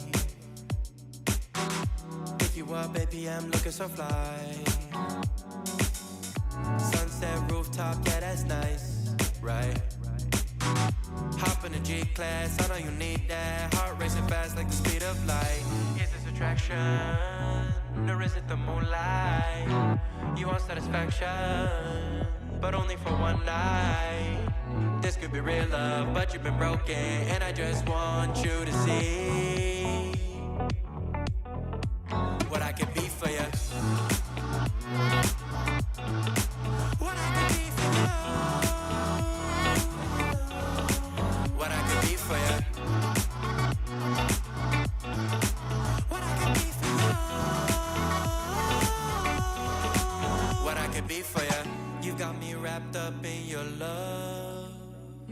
Charlie. Finding you is like a treasure. Making my heart feel this way, yeah, yeah. And I'll treat you so damn special. What you did, who you were with, I don't care about those days. When I'm with you, I won't complain. Share your success and heartbreaks. Yeah, you know I'll stay by your side. Never leave you dissatisfied. But I need you to let me know. Is this attraction? Or is it the moonlight? You want satisfaction, but only for one night. This could be real love, but you've been broken, and I just want you to see what I can be for you. What I can be for you. What I can be for you. What I can be for you. What I can be for you. Baby girl, it's just one night. Yeah, baby girl, it's just one night. Oh, yeah, it's just one night. Yeah, baby girl, it's just one night. Yeah, girl, it's just one night. Yeah, baby girl, it's just one night. Oh, yeah, it's just one night. Yeah, baby girl, it's just one night.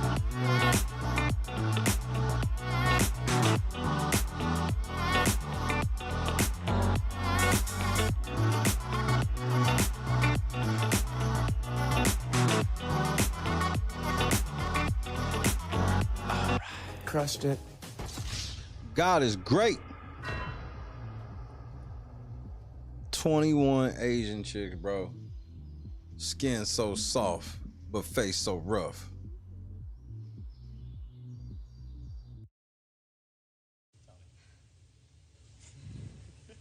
Guys, I gotta go. You got it, I don't Jess. want to hurt myself. You got a pee? It's all right.